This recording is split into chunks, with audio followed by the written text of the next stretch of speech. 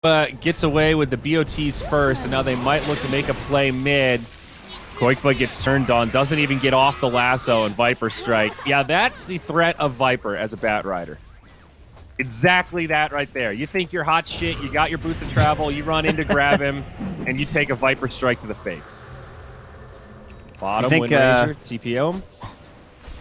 Oh. Do you think his current quick buy is his item build? Do you think he's going to go bots 2 first? Where are you going? Bots 2, first item? Yeah, I don't know if I've ever seen that in a single game I've cast, pub or pro otherwise, Trent. So I would be happy to see my first that would be travel level 2. So strange.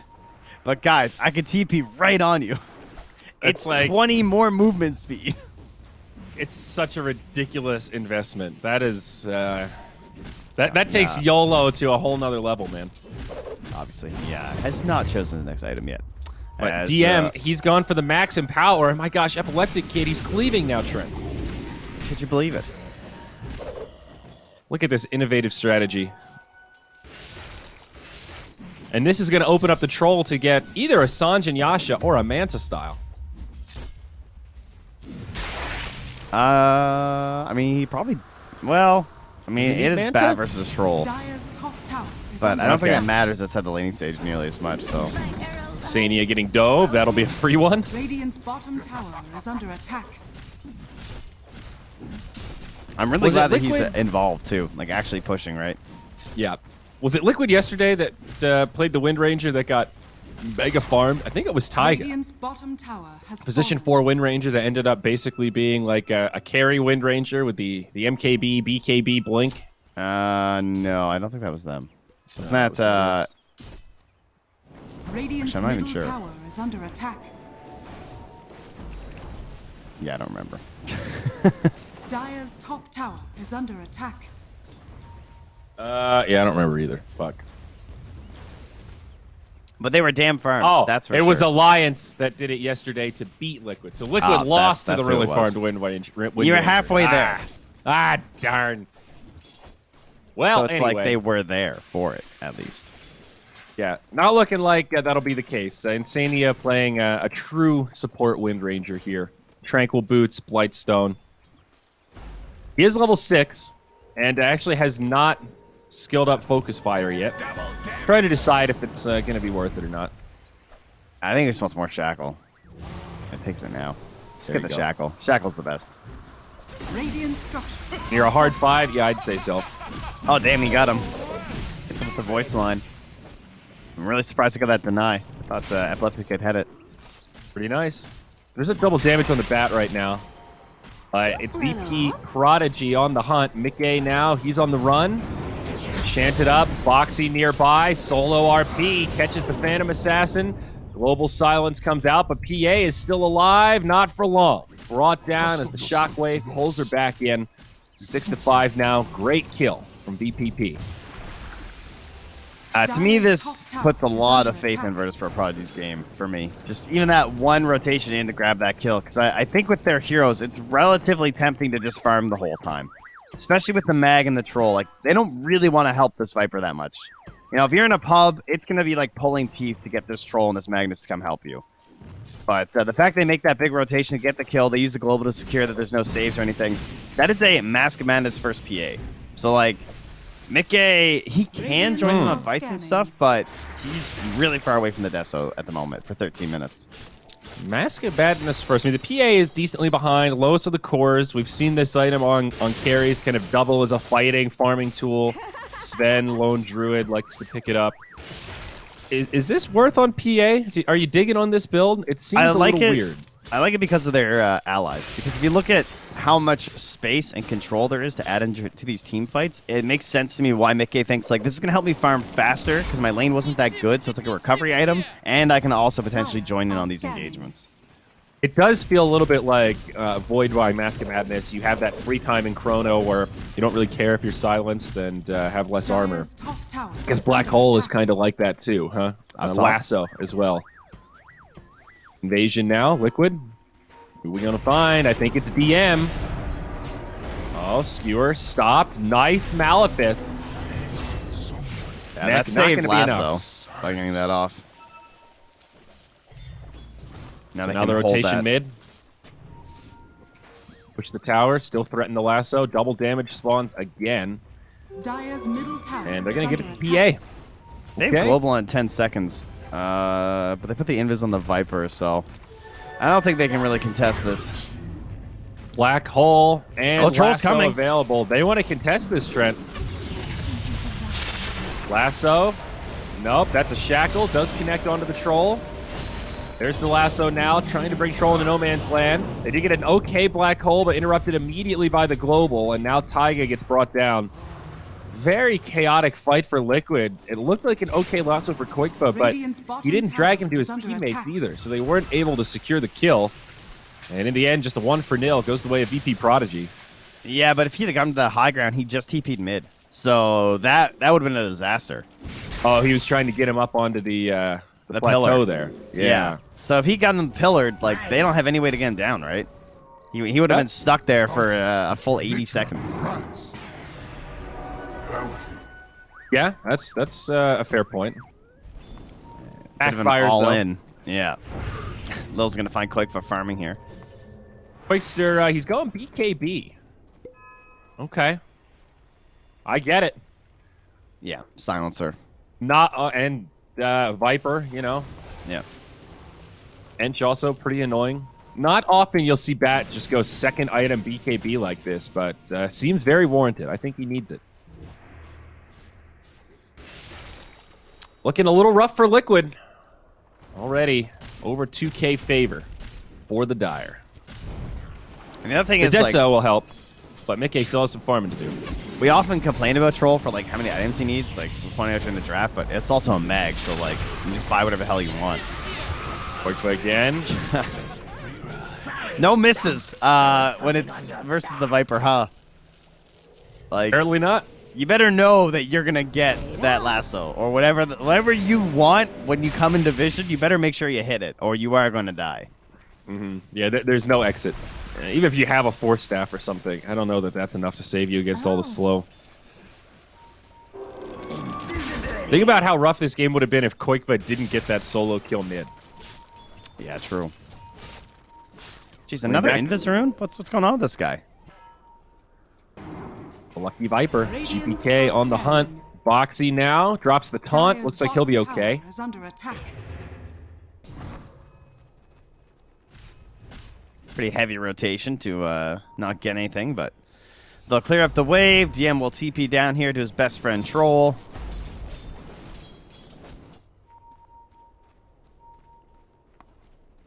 He's gonna push on in again. All they have is like split push right now from Liquid. It is not looking that great. Yeah, Taiga's got greaves. He's almost at blink, about 2/3 there. I guess Deso on Mickey is really the next big power spike that Liquid can try to fight around. It's not too much else. They need Normally, pick on the blink from low. Enigma, I'd say, would be a really big deal, but against the silencer, it's still useful, but maybe not the end-all be-all game changer. Nice save from Boxy there. He'll be fine. They're And doing the Enigma- sweep, right? Radiant's middle They tower clear out is through under there. attack. They get mid. Now they're going to Dire's Boxy. top All tower back for is under Rogue. attack. But yeah, as you said, that pressure top is pretty nice. At least it's something.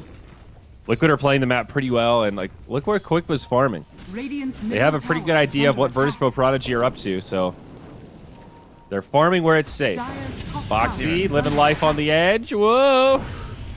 Don't run off. Do you think he's going to pay for this one? Does he get out of here 2 jumps? He's just going to use 1 jump and TP, and they'll catch him. But he's got another jump. Shockwave pulls him back in. Oh, he's dead. The curse. There's nothing out Dire there. are Buyback scanning. from Boxy, though. He's angry. He buys back, but they scan that there's no one up there. Is this the bluff buyback? Roche is falling quick. It's a troll after all. An epileptic kid will bring it down. That's an Aegis now in the hands of the Troll Warlord. 3K net worth favor now. I think he tried to bluff him. Yeah, we're going to 5-man fight you. You better run. don't you keep Roshan. Then my team is all there. Yeah, I don't know how well that play works against a Lil squad. You know, I feel like Lil is the big brain player that is always looking to call a bluff like that. You know? Yeah, I hear Boxy's really good at melee, but maybe not poker. It seems not his forte. Now Lil up top, they see him. They've got him in the sights. Quickball wants it. Nice flame break. That'll make this a very safe lasso. Not going to get Viper struck, and he'll burn down. Some vengeance for the silencer. I get TPs. Must have been some temptation there for Taiga now. I assume they just want to smoke. I would think, right? Silencer being dead. I guess he's not dead nearly long enough, though. And that courier is flying over that dire ward, so if they didn't know about the blink, they know about it now. And now they have their own counter blink. So they could try and bait something out here with the troll. They could like put the troll out front, hide behind him, then go for an RP counter on the black hole. Oh, McKay in trouble mid. Able to get back to the high ground, but Viper strike, big damage, not enough for a kill. Glad he had support nearby. Boxy bumps into DM. Might get a free courier, and he does. Okay, on the other side of the map, now Epileptic Kid going deep. It's healed up. Glimmer Cape into Nature's Attendance. He's good. That's also a BKB out on Troll. Fresh 10 seconds, bud. And a Halberd on GPK. Oh, the life of Mickey. Like, just got his Deso ready to fight, and now there's a Halberd. Yeah. Coin for me. Halberd, Troll. Atos. They don't have any way to dispel him, to, like, help him out. Troll Mag, man. Like, we've seen this combo so many times. You know it accelerates the Troll a lot, but Epileptic Kid is really starting to get scary. 13k net worth now. He's got Abyssal Blade queued up next. And I think that's the cherry on top here with the BKB that's going to make him one scary Troll. Had a couple of games like this now where it feels like we just get to a point where one team just feels way too scared. I guess they were both Liquid games, right? Where now they think, okay, we actually can't fight this. Happened versus Alliance when they were just like split pushing constantly, and they do seem really good at utilizing the map. Like, look at the lead. It's only 2k when you think about who's felt like ahead for a lot of this game. It's felt like it has been Virtus Pro Prodigy. Yeah, I was just going to say, that's one of the weirder dynamic of these Liquid lineups. And even the dynamic you're talking about where one team will sort of concede, at least temporarily, but it's not a big gold lead. It's just power spikes around these items. Oxy, I think he's got a Yule's pretty close. Yeah, it's done, actually. And speaking of Boxy, he's going to be caught by the Atos, dissimulate away, step into the trees. He got caught last time, now he'll make it out. Whoa. I really like how he didn't TP out the first time, and he went back in there, and they actually initiated, because I think he wants them to try and make those plays. Because if they miss on that, they're gonna swing that smoke right into his jungle like instantly, and that's where Mickey was farming at the moment. So he's like trying to draw that attention. Number one, I'd say it's like a coin flip if he lives or dies, and if he does die, it's maybe a bit of a deal just because he had the dieback. But overall, someone needs to make this space for Mickey. Like, there's a reason why they're only down 2k, and it's risky plays like that. But it's not slowing down Epileptic Kid. Maybe buying them time, having to fight into the Aegis. Only a minute left until that expires. But Virtus Pro Prodigy going to try to make use of it. Looks like they'll group up and pressure mid, perhaps. Boxy. Man.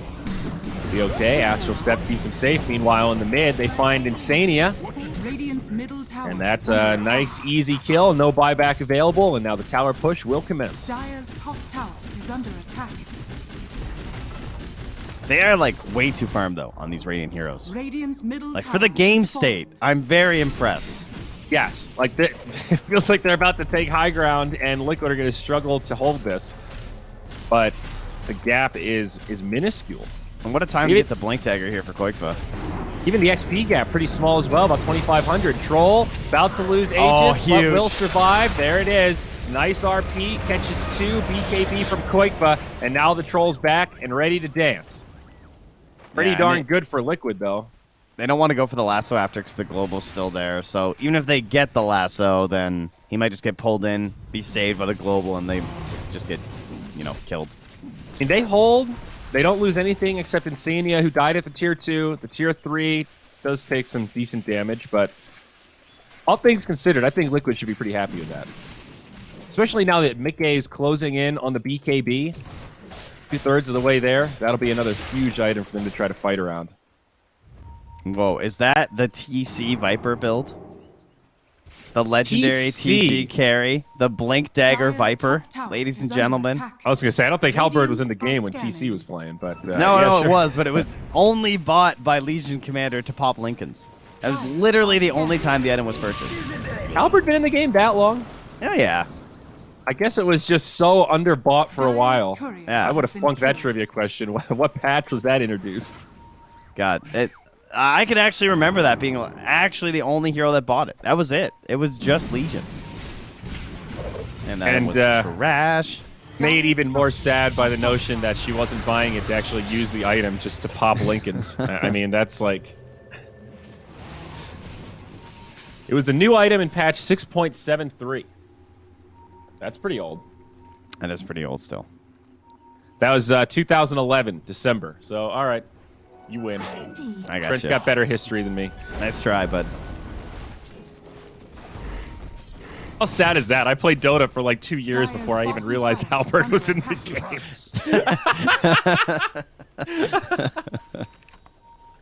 That's pretty appropriate for its status. I think so. 2012 Zyore wasn't buying a lot of Halberds. Oof.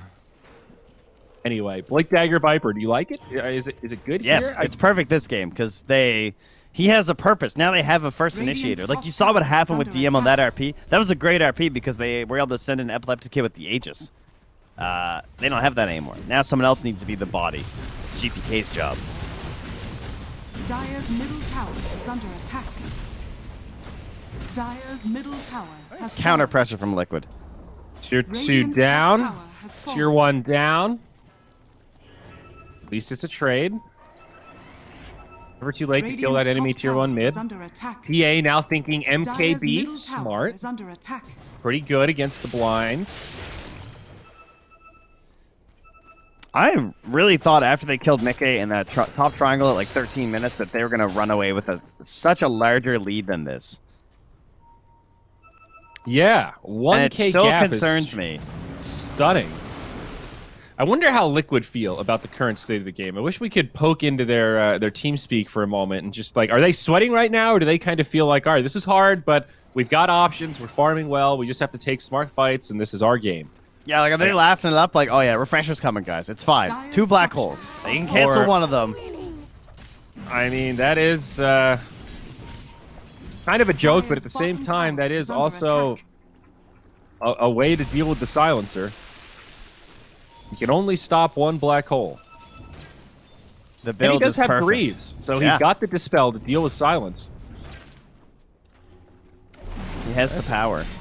It's not the craziest thing ever. Kage gets the TP home. Dude, this game a little bit hard to read. It's felt like Virtus Pro Prodigy have been in control for an easy 15 minutes. They're kind of setting the tide, Yeah. and Liquid are playing very reactionary, but it's an effective reactionary middle gameplay. My tower biggest is under concern is attack. that Troll is having complete run of the map. He's constantly been empowered, and you can see it in the net worth. Epileptic Kid is farming way Dire's faster than the top PA. tower is under Understandably so. He now has an Radiant's MKB bottom tower to go is with the under attack. Basher and the 10-second BKB. Remember, Troll didn't even use his BKB in Dire's that last middle fight, tower so is under attack. he is still a serious threat that they haven't really been able to deal with. He hasn't died yet. In most games, I would be a lot more confident in it. The problem I see is that there's Black Dire's Hole, top Lasso, tower and Midnight is under Pulse. And attack. so there's just a lot of stuff that he can't really count on this BKB to guarantee his ulti. But pickoffs like this would be Dire's huge. top tower has fallen. Boxy? Boxy, How on a little earth too did he tricky. just live? There's no way he's living, right? Got another Astral Step and a Force Step, dude. He's good. How he is is he good. baiting so hard right now? Okay, he's dead. He got But greedy. He had some tools there to maybe live a little bit longer. Radiant's middle tower is under attack. He literally was playing like they had a glimpse Radiant or something. structures are Yeah, fortified. that was... Well, Space Craig. He lived longer than he should have, perhaps, anyway. Epileptic Kid now in onto the Tier 3 Radiant's glyph. middle Already been tower used. has fallen. And Roche is up. So no refresher on the Enigma. He's getting close, but not there yet. I think with how the game's going, you just play for high ground if you're Liquid. I don't think you can test this Roche unless you get some sort of a very good scenario for it. I don't see how you can. Maybe if they had the refresher and you have double black hole, like maybe. But you can't do this 4v5. It's gonna die before Boxy comes up. Yeah, don't throw away all of this like side lane and creep work that you've done on a Battle Roach engagement. Yeah, you know, trust in the high ground defense of Enigma and Batrider.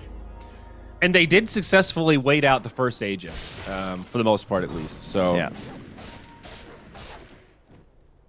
maybe they can do it again. Quickplay has Force Staff now also. Looking to cut away mid. How many do they have? Just 2? Yeah, because they have the one on Boxy as well. Thought maybe Insane would have one, but he's not there yet. Oh. It's Koikfa. Koikfa moves back in. He just has the BKB. He'll pop it, gets RP'd, takes a tower shot, and I don't know if the Koikster is getting out of this one. BKB about to expire. Blink Dagger up in 1. No way. He's good. That was a 9-second BKB, so it did last quite a bit. All right. Knows his limits. Yeah, Tiger. And baited out an RP. Yeah, that's pretty good. Tiger's still down here. Getting a little greedy on this next wave, but he might get away with it. They're not sticking around. Tiger gets EPs again. Bounty. I think they might. Well, I don't know. They still have that one last fight. Like, he is a humongous troll right now. Yeah, and there's 2 of them. If somehow Liquid can take a good fight here, if they can hold their high ground despite the double troll life, things might look okay. But this is a tall order. This is a big hold, and Liquid need to be a little careful. They are split. Boxy's poking the bear, man. Like, they're trying to create a bad low ground situation. There it is. Okay, that's a lasso on the troll. They're trying to pull him into the tier 4s. They've got him very deep. That's the Aegis. This is a great start. Boxy's in the back line trying to break it up, but the troll's coming back. Do they have anything else? No, Epileptic Kid just runs, still saving the BKB.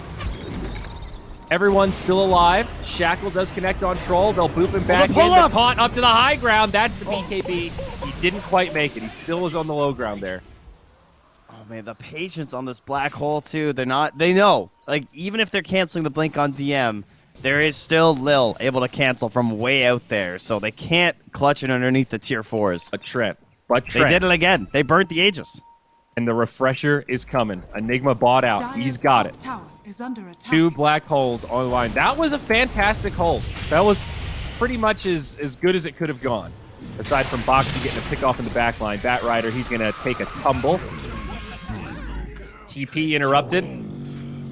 But that was a pretty sick initiation onto the troll from Koikfa. Credit where it's due. The worst part is how frustrating these games are to play as Virtus Pro Prodigy. Like, they drive you nuts, right? Because it feels like you're just chasing ghosts around the entire map as they just keep killing camps over and over again. Yeah.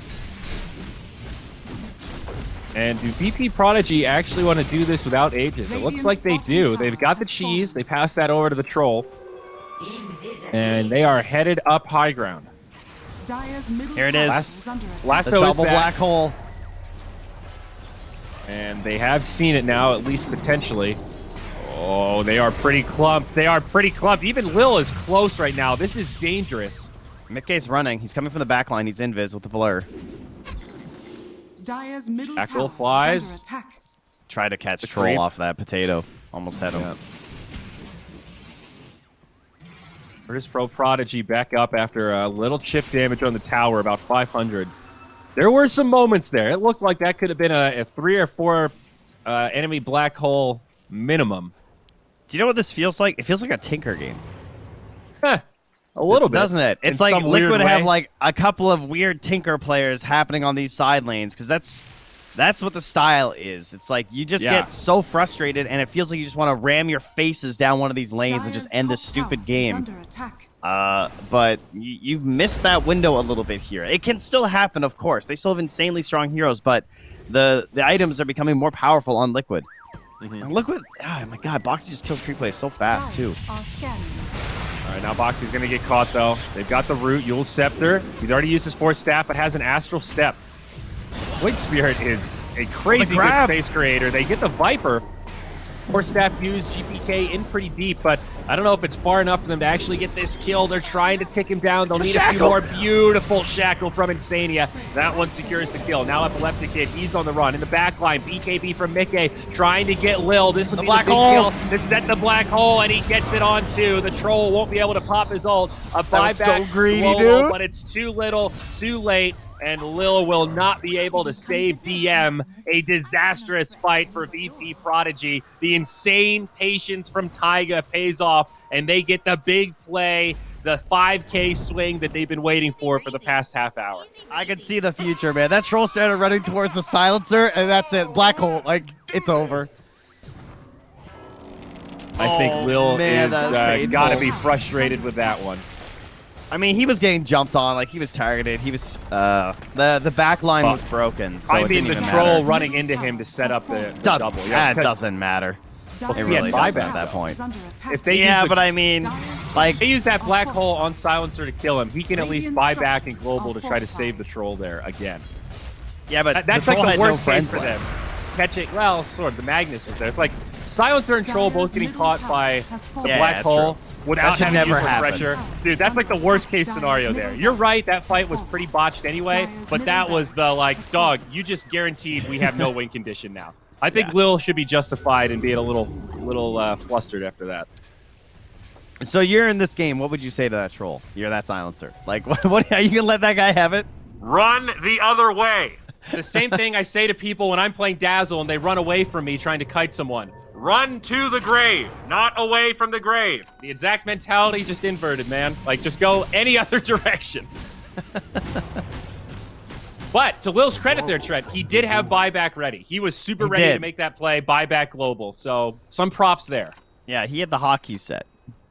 And, I mean, ultimately, you mentioned it, but Mickey was what set that whole thing up. Pops the BKB, goes straight for the back line. Love that play, right? Mickey doesn't stay with the team. He's looking to create that chaos. He was one of the key factors that broke it up for Virtus Pro Prodigy and caused them to start panicking like that. How about the fact he only has one death this game on this PA that's been farming fairly aggressively too?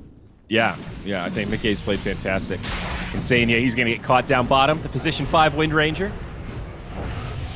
I think he's going to get caught. Yeah, GPK's here. Okay, took all 5 of them. It They took got my brain so long to figure out what just silenced him. I was like, oh yeah, Mind Stealer. Or Mind Breaker, sorry. Fresh name. Mind Breaker. Dire's Double top siege tower creep is up under top. attack. Boxy doing some split pushing, and right now Prodigy not reacting. Boxy's like, this seems scary, but if they're not going to react, I will keep hitting the tower. They have an 8k lead now. Like, I want to leave. Okay, ooh. Stops the Atos. Nice disjoint. That was a lot of damage on that tier 3. It's down to 700 HP now. For nothing but a support being up here. And catapults, obviously. But Well, the catapults were headed up that way no matter what, so, you know, not a they big didn't make opportunity cost. the conscious choice, huh? Big investment from the siege creeps. This is an artifact. You don't get to choose the lanes. All right, so how you feeling? Is Gambler Trent ready to call the Dota Plus win percentage right now?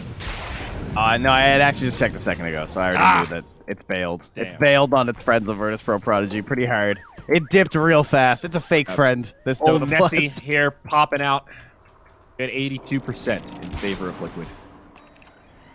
I don't This know has if been I went that high yet, just because of the cooldowns. Although that Aeon disc is pretty freaking sick on Enigma. It's been a pretty tense game. Troll now has Satanic, and Troll is still about an item ahead of the PA. So even though the window is closing for Virtus Pro Prodigy, they do still have a really farmed Troll and a lot of tools if they can make the catch. Dire are scanning. But a tough one to do. Boxy still split pushing up top, while VPP are smoked and great positioning from Liquid. They're staying high ground. They're not going to give them anything here. And in fact, TP home from GPK, not even going to get Boxy. TP out. I would love to watch Boxy play this hero anytime I cast Liquid. Because he has been a hilarious nuisance this entire game. On these side lanes and keep pushing that, that's an illusion. Well, Got Abyssal him. down. It's a short cooldown. Don't worry. Yep. Yeah, I agree. Boxy is redefining Space Creator on Void Spirit for me. Lil's gonna pop Wait. the illusion again. and The send it with hero T. is kind of perfectly suited for what Boxy's doing. Like, yeah, he can play core and kill people, but the double astral step and dissimulate, if you buy Force Staff, Lotus, Yules, Yeah. you can play pretty annoying like that. It looks like the puppy puck, right? Yeah, It's like exactly. the exact same thing. I see why Virtus Pro Radiant Prodigy are are struggling to actually lock him down. Now Roche is up, scouted out by the Dire. Liquid nearby, ready to contest. It's a refresher shard on Roche.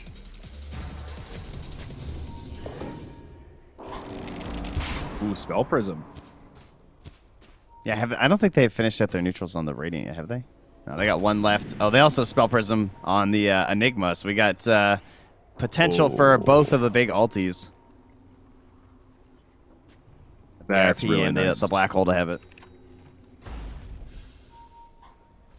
And it does affect Refresher, right? Spell Prism? Yeah, I believe so. 44 seconds. Yeah. It's just refresh stuff that doesn't. Yeah. Thought so. They get the Magnus, though. Shackle to follow up. It's a long lasso. They'll need a little more damage, and they don't quite have it. DM too tanky without the PA here. It looked like a good catch. Look at Vicky. He's looking for a Lil because he knows that he's back there and it's not the real Lil with that illusion up front. This is smart, though. Give the illusion escape to Lil and let him make these annoying kind of bait plays. Obviously, they know that this is a thing now, but it's a little more leeway to play cheeky. Now Boxy up on the high ground. He's able to jump away. Epileptic Kid charging in, holding the BKB. It's still at 8 seconds. Boxy doing boxy things on the other side. And Virtus Pro Prodigy, they know that they need this Roche, but they are rightfully so scared to commit to the pit. Struggling to find the pickoff.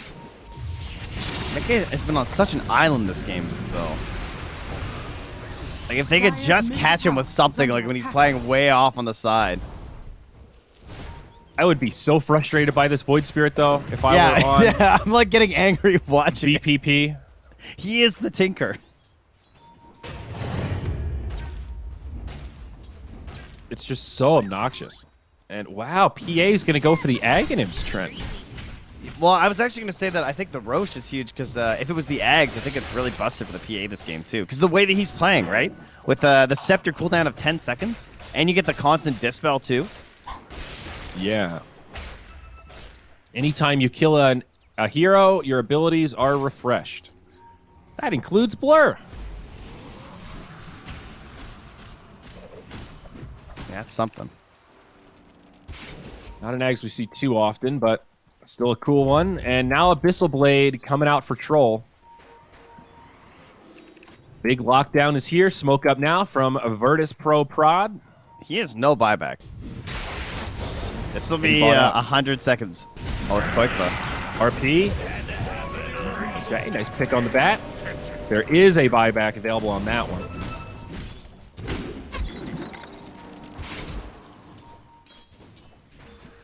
They don't rush for the pit or anything though. Run off. They kind of got to force this buyback though, don't they? Shouldn't they, like... I guess they don't want to just run in the pit though if they don't know where Taiga is. I think the double black hole is still pretty scary. So what's the play here, guys? Are we just They chilling don't after have killing the him? most mobile team, right? You look at Virtus Pro Prodigy, it's like Silencer, Viper, two heroes that are notoriously bad at moving around. At least there's the blink on Viper, but I think they're afraid to get stuck in the pit. Like, okay, you commit, bat buys back, and then if you don't get out fast enough, you are in big trouble. So, while I agree, all right, they're going to go in. This is a little risky, and there you go. Bat buys back. Immediately they get out. Yeah, so, well played. That's the play. Yeah, well played. I see why they were scared, though. Oh, yeah, for sure. I mean, that's just number one, right? First check mark. They checked the Illusionist Cape as inventory. So they swapped the Illusionist Cape over to Taiga to try and bait a bad jump in. But they noticed that he had it, so they just enchanted.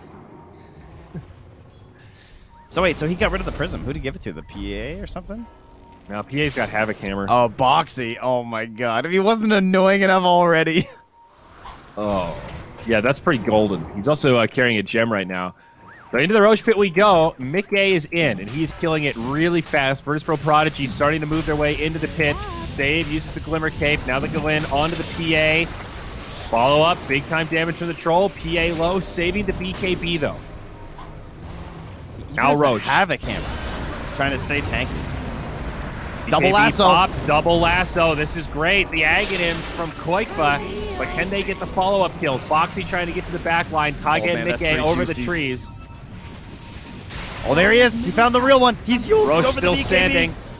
Oh, he RP, missed. it's missed. Oh no, this is bad. Now Taiga gets the black hole on two. Global, and now the second black hole, but can he get it off? Trolls found him. Taiga still falls. He'll buy back now. 5 alive for Virtus Pro Prodigy. A very spread out fight. Boxy's still in the back trying to duel Lil. And now he's going to get put to rest.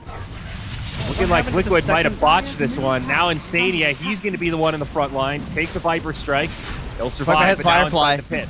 He can get in there. He's They going. steal this. Roche is down. He got it. He has got both. not Dire's picked middle up by the Cheese troll. and the refresher. Oh, and he Okay, gets the Koikba's refresher. got the Never mind. spoils. But BKB popped. He's used the refresher shard to try to live here to get a new BKB. It's still a second life on Troll. Virtus Pro Prodigy get most of what they wanted out of this. And Insania will fall. I think that's the second time. That's a dieback on the Wind Ranger. Nope, never mind. It's just a death. Let's take a look at the recap.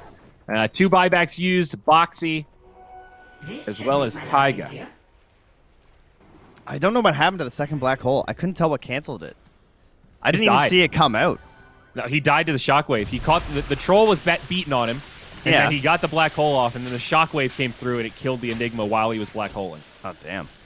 It's crazy. So, yeah, it was a cluster of a fight. Yeah, that was complete chaos. Liquid finally got forced into a team fight. Radiant's middle barracks Yeah. are under attack. And there are no buybacks available here except the Magnus across the board. Oh, could be a tough Dire's high ground bottom defense. tower is under attack. All right, let's go Radiant's Virtus Pro middle Prodigy. barracks are under Defeat this attack. Tinker lineup. I can Radiant's feel your structures anguish, are your under pain and attack. suffering of the constant split push. Minotaur Harn. Use Epileptic Kid safe. They'll be able to finish off the barracks. Lasso onto again, but Koikba getting locked down pretty hard. Dying through the BKB, and he's just dead. Now the counter kills perhaps. Viper pulled into the tier 4s. He falls, a 1-for-1. Epileptic Kid still standing though. Virtus Pro Prodigy now starting to sound the retreat. Shackle does latch onto a creep. Global silence. Oh, now an two-man RP RP. on 2. This is pretty nice. Epileptic Kid now starting to fight. Remember, still has Satanic on top of that Aegis. Now looking to retreat, I think. Liquid hoping to find some stragglers. Save getting low, but they reflect the shackle. Oh no, Insania. Now he's going to fall. 2 sidelined, no buyback. It's a 4v3. Virtus Pro, are they going to stay here? There's 20 seconds until double black hole. I don't know if this is worth hanging around. A lot of time on Aegis, over 2 minutes. They'll jump in onto Mickey, skewer back down. Phantom Assassin, no BKB for 15. The Lotus helping him out a little bit, but now Epileptic Kid has found him. He gets the bash, needs a root, can't quite find it, gets another bash, Abyssal Blade for the kill. Radiant's bottom tower is under attack. Well, And I don't think that's anywhere close, right? Oh, wait, too cold. No, he is buyback. okay, he does have it. Wow. All right, buyback available on PA, but still 30 seconds without the other 2. Bat Rider and Wind Ranger Radiant's stuck bottom sideline. tower has fallen. Still time on Aegis, still a Satanic. Oh, this is a good skewer from DM. They don't see him. So they don't want to go for it, though. That Little was risky. juicy. And double black hole has returned. Oh, and Taiga's going for the sneaky play. Do they have the gem on the edge still? They do. They'll jump in. They find Boxy. Yules gives him a reset. Nice skewer, though. Follow-up stun. Black hole connects on got 3. Lil's one of them. This is big. Taiga making the game-turning play, perhaps. Will survive, but falls. Now the lasso trying to bring Troll deep into the tier 4s, but he is sustaining. Has the Satanic. Ult's already been popped. That's the Aegis. Lil has the global. He's held his BKB. Wait up. I think Epileptic Kid is okay. There's still global and still a second black hole. Shackle on 2, pretty nice, but now a Hex comes out. That's going to catch Boxy off guard, but he does still live. A sliver of HP, they need a little more, and they've got it. The dead Boxy now without buyback. Another Shackle on 2. But now feels like Liquid lacking damage to make these fights happen. Yeah, but they haven't taken much more. Like, They're also considering how not these fights leading the been base, playing though. out. Yeah. They got to find Lil again. They need to hunt. I wonder if Lil should just be in the fountain. Now he might as well be. He's pretty far back. Look at his positioning mid. They've caught Koikba now, and he's going to die. No buyback there.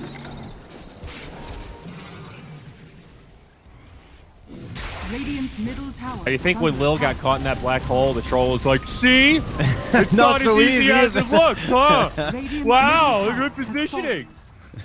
I totally would have been. That would have been me right Oh, there. Mickey's hunting. Radiant's He's middle looking. tower is under attack. Oh, RP though on the other side. While he's hunting, his team is in trouble. They've caught Insania. He's going to buy back. And, oh, they've caught Mickey. There's a Hex out on the Viper. Now the BKB comes. Radiant's middle tower Not going to has be able to fallen. find the silencer, but he does jump onto GPK. Troll, meanwhile, kills Insania again. Back-to-back deaths there. Mickey on the run, but the GG will be called. This kill won't even matter. Liquid know they can't hold the global to celebrate the Radiant's victory Ancient as is Virtus under Pro attack. Prodigy do close it out 25-13 at the 50-minute mark.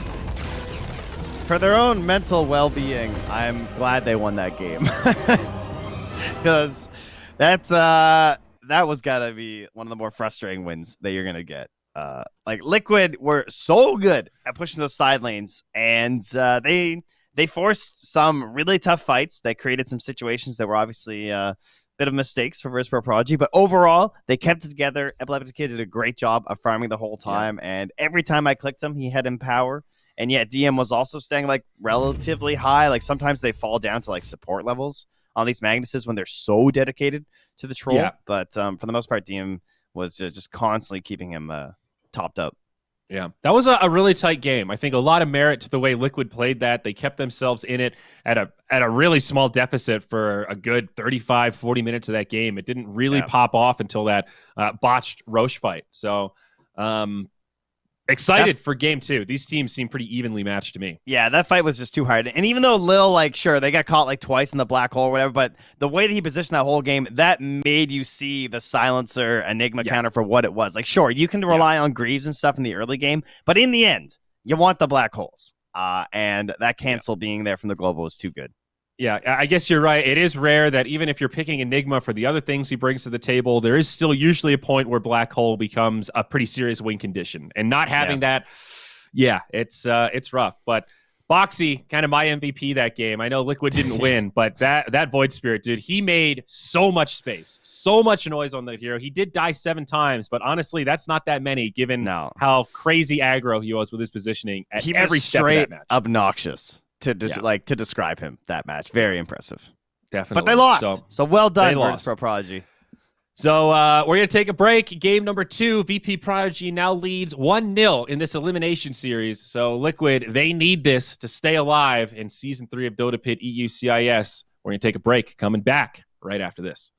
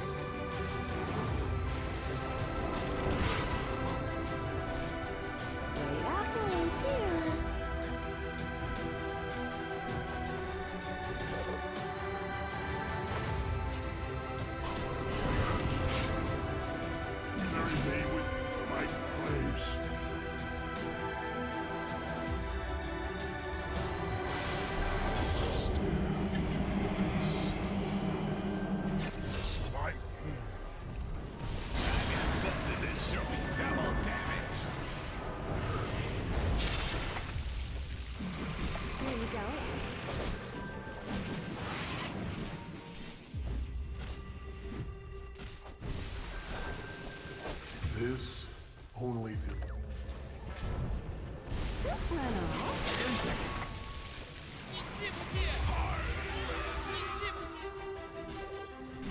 Dire's top tower is under attack. My arrow eyes.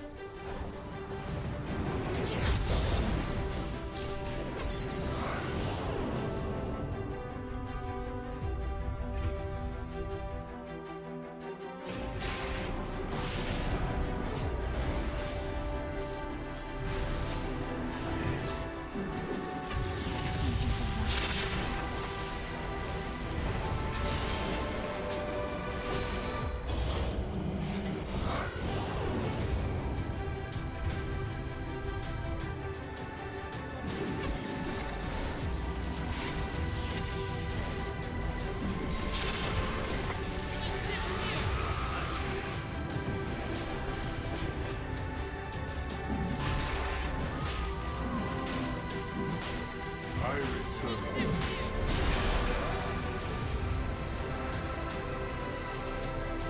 Silence is broken. Don't run off. My aim.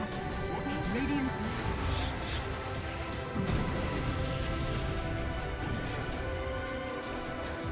This will go.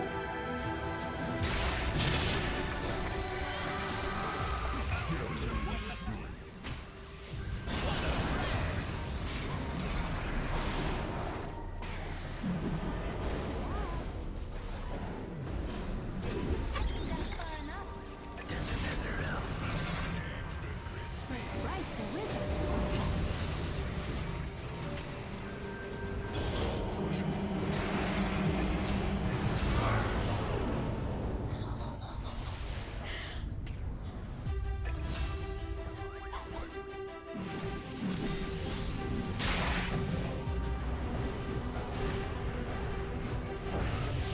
Where are you going?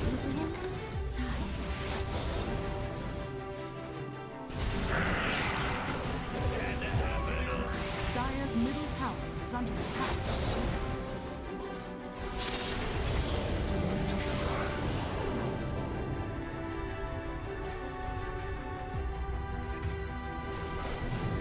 Dire's middle tower is under attack.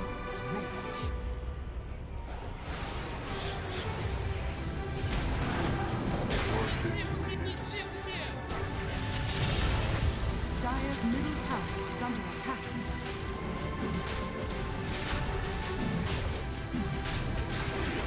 Roshan has fallen to the dark. Dire's middle tower is under attack.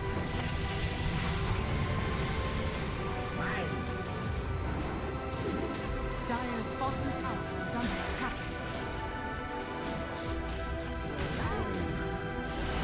Radiant's middle barracks has fallen.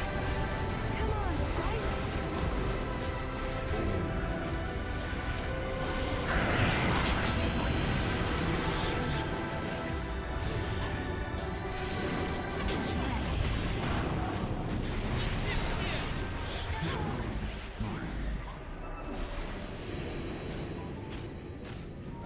Dire's bottom tower is under attack.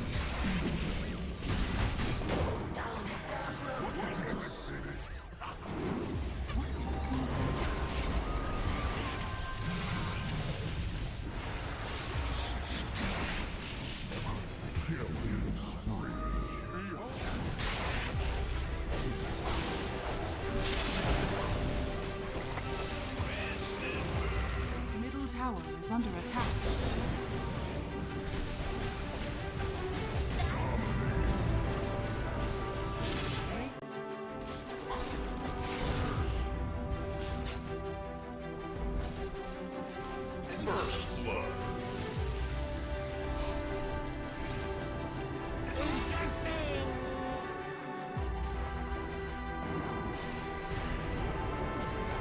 I return to my temple.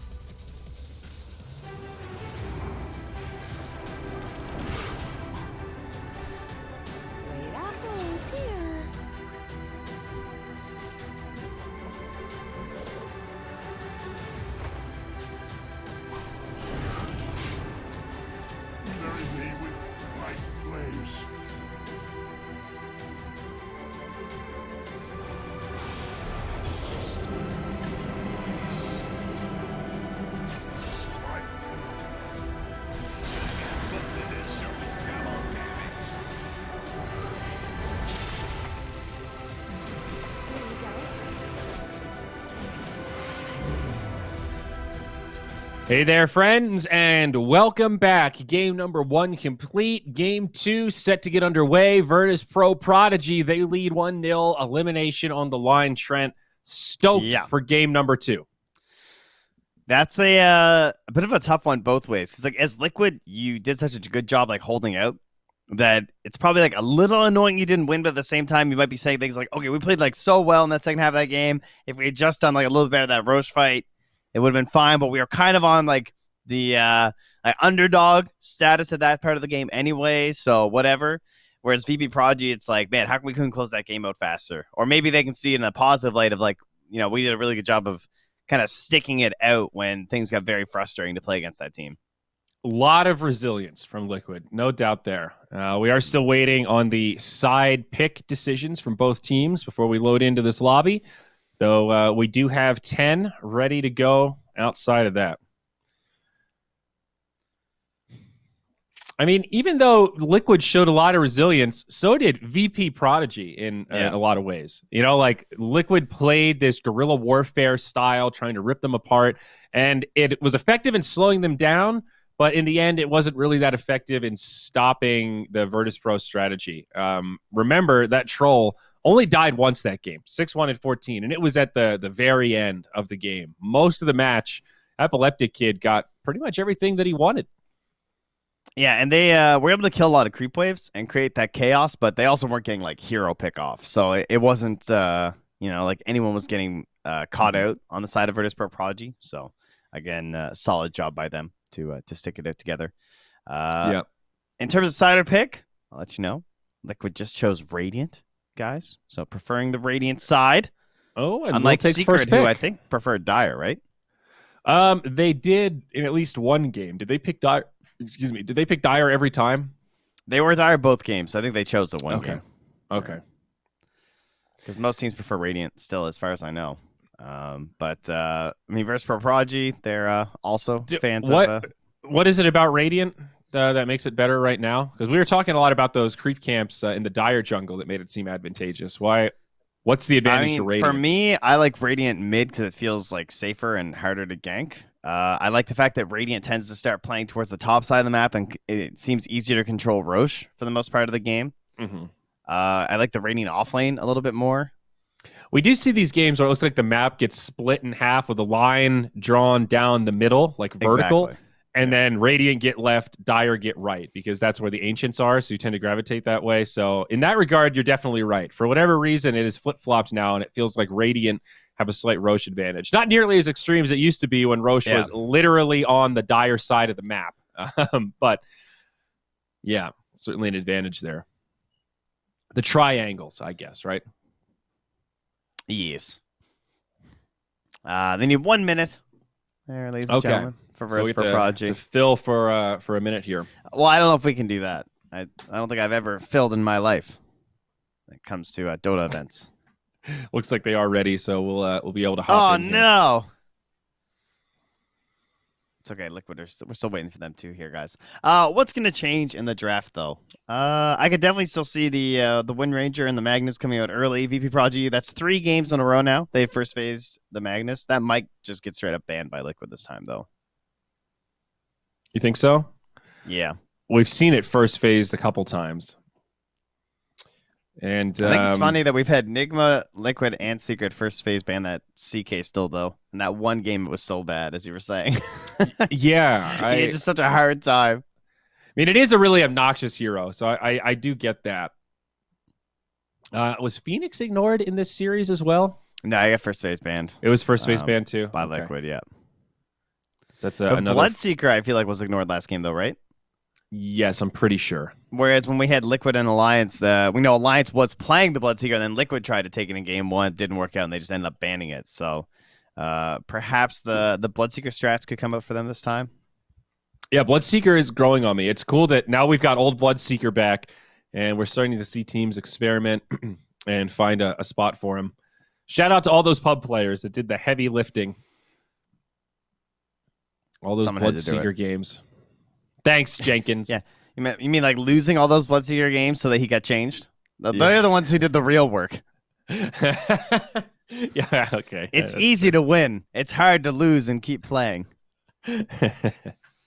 Wisp and Phoenix, the first two bans once again. More of the same. I'd be getting rid of that Magnus unless you're ready to play it on the side of Liquid. I think that the hero is just proving to be so strong when you have someone like so crazy reliable, like Epileptic Kid, you know, enabling him like that. So they will knock it off indeed. Show us something new, say Liquid. Magnus and Lone Druid. So the Koikva Classic in the LD. Got to see that yesterday. Always worthy of a ban when you're playing against Liquid, I'd say. Yeah, they lost that game, but that was a late one versus the Lions, kind of like last game where it got dragged out. Yeah, and I mean, the Lone Druid was not the reason they lost, I would say. It's Wait, you're not going to blame the Outworld Devourer, are you? That the other meta hero, no. Obviously, the strat as a whole could not come together for Liquid. I stand by the OD, Trent. I stand by the Outworld Devourer. His last ult was a little sad. I will concede that, but I stand by that OD has a spot. It's just not a very big one. Enchantress for Virtus Pro Prodigy, keeping things pretty standard here, deterring some of those buff picks. You know, your Ember, your Dark Seer. I was just about to say your Wind Ranger, but Liquid doesn't seem too phased by the Dispel versus Windrun. So I kind of agree with that. I think it's sure, it's a bit of a counter, but at the same time, Wind Ranger offers so much more, and you're never going to get enchanted during a wind run, maybe during a pickoff or something in the mid and the late game, but in like a team fight, that seems pretty unlikely. Well, and especially if this is another Insania Wind Ranger, then you don't really care so much about that quote-unquote counter pick. But an early Void, so we've seen this more and more where the second banning phase is pretty heavy on the position ones. So if there's one that you've got your eyes set on, you kind of have to take it early, and they will settle on the Faceless Void. Yeah, and some carries have these like really bad matchups, but like what's Void's like Naga? I mean, aside from that, he doesn't really have a position one that counters him like some of these other ones that you pick early, and suddenly you have to ban like all the counter AM heroes or like the counter Jug heroes or whatever, right?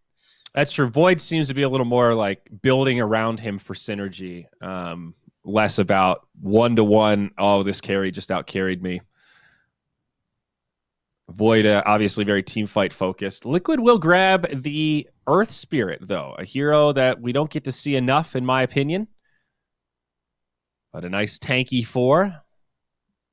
Yeah, he's had a bit of a comeback lately. Like slightly on the more rise. Earth Spirit picks. He's getting the core treatment in some regions. China, Southeast Asia. People keep telling me that. I haven't seen it. I guess it's happening in Asia. Yeah, but dude, the Yopaj, is it good? Oh yeah, it's good.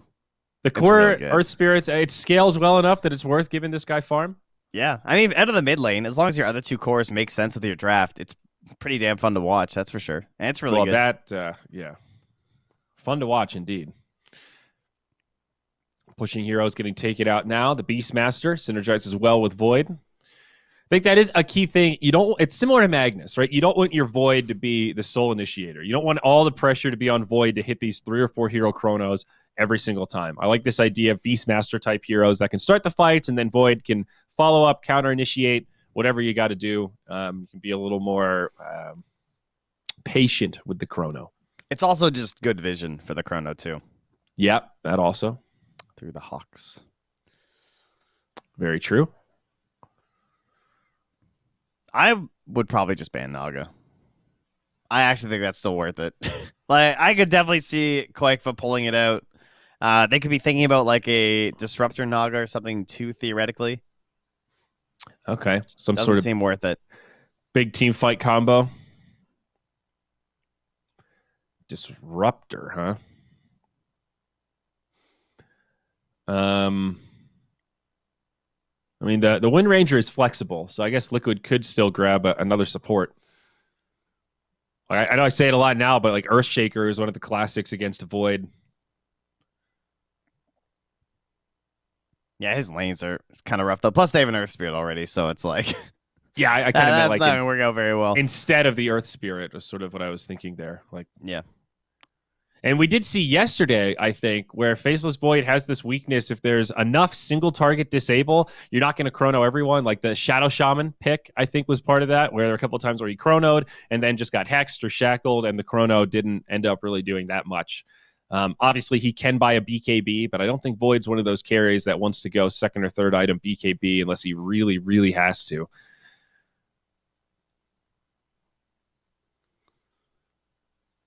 Man, a really slow banning phase. Both teams taking their time. It's because they see this Void already, so they already know so much about the game plan of Virtus Pro Prodigy that they're probably picking their next like 2 heroes right now. Shadow Demon. I wonder why the Shadow Demon ban. Are they gonna pick Oracle? Yeah, it makes you think about like Oracle and maybe like a Death Prophet or someone else who gets in the front. Could be the Naga copying the illusions. Yeah, all right. It's actually a pretty good counter. Shadow Demon is pretty good against Naga. Kind of forgot about that one.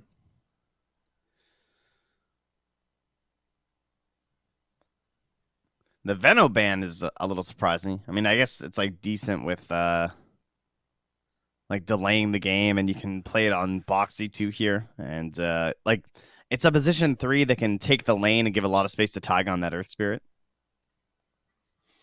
Yeah, it's just good team fight with the Earth Spirit. It's kind of like the Bog, and they do go back for the Oracle, so confirmed a core Wind Ranger of some sort.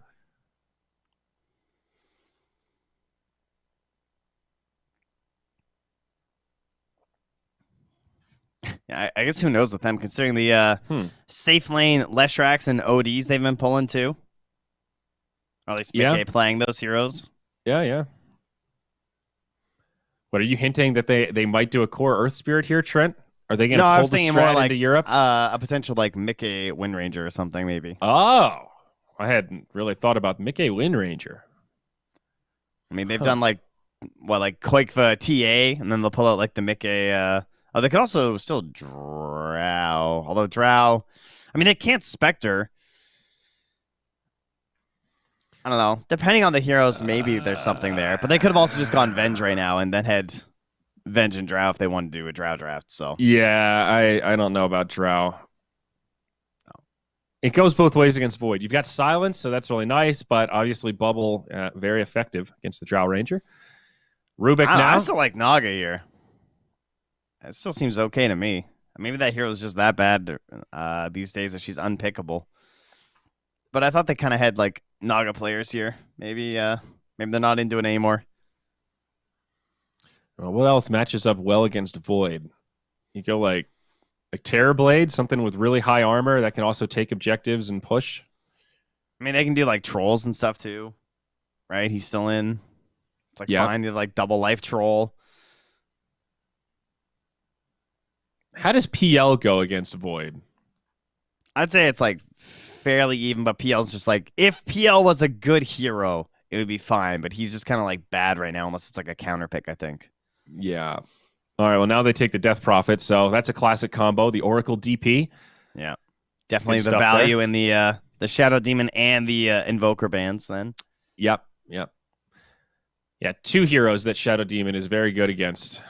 He's the combo breaker for Oracle DP, no doubt.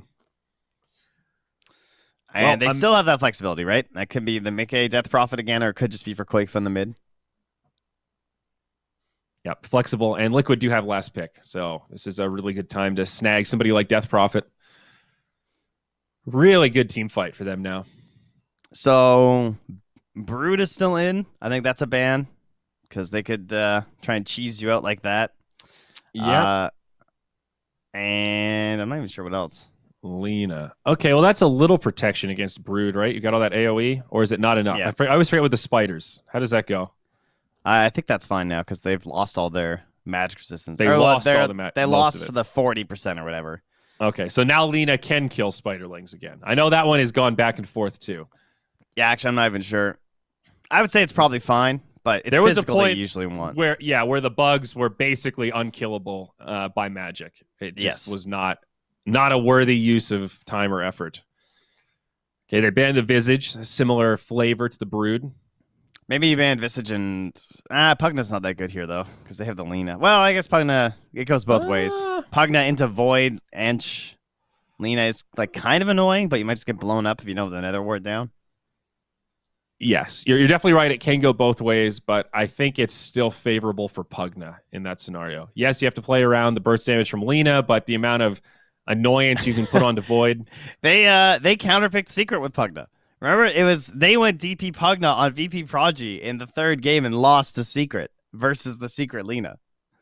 Oh, yeah. Hilariously enough. So they might actually ban the Pugna. Oh, yeah, you're right. You're totally right. Of course, they could also win Ranger mid now, and they might ban offlane heroes. And there's the Brood ban. Okay. Right. Yeah, they're still worth. So Slardar is banned, and Liquid looking to take out another position 3. Maybe like an Underlord type hero. Yeah, Somebody I nice think and tanky. Underlord is perfect. I think they want to just like run down these towers, and I think you want some like dead lane hero here for VP Prodigy. I think Underlord is fabulous. Anyone scarier than Underlord? Magnus was already banned. Someone with more damage than the Chrono. I mean, Mars could be kind of cool to like create space. Or Bat. Bat is also in still. Yeah, they banned the Mars though. I think the Mars, the double bubble of the Chrono and the Arena would have been very strong. Like controlling the Oracle and the Death Prophet's space. Yeah, definitely. Bat's there, but they have Oracle, so it's like, eh. True. Bloodseeker's still in. Bloodseeker Rubik lane. I think they want something maybe a little more tanky. Doom is also in. I like Underlord. I think that was the right call. First one, he's the guy who does it the most. He does it the best. It's his jam. He holds lanes. He seems most stable. But it's into a Death Prophet. Right.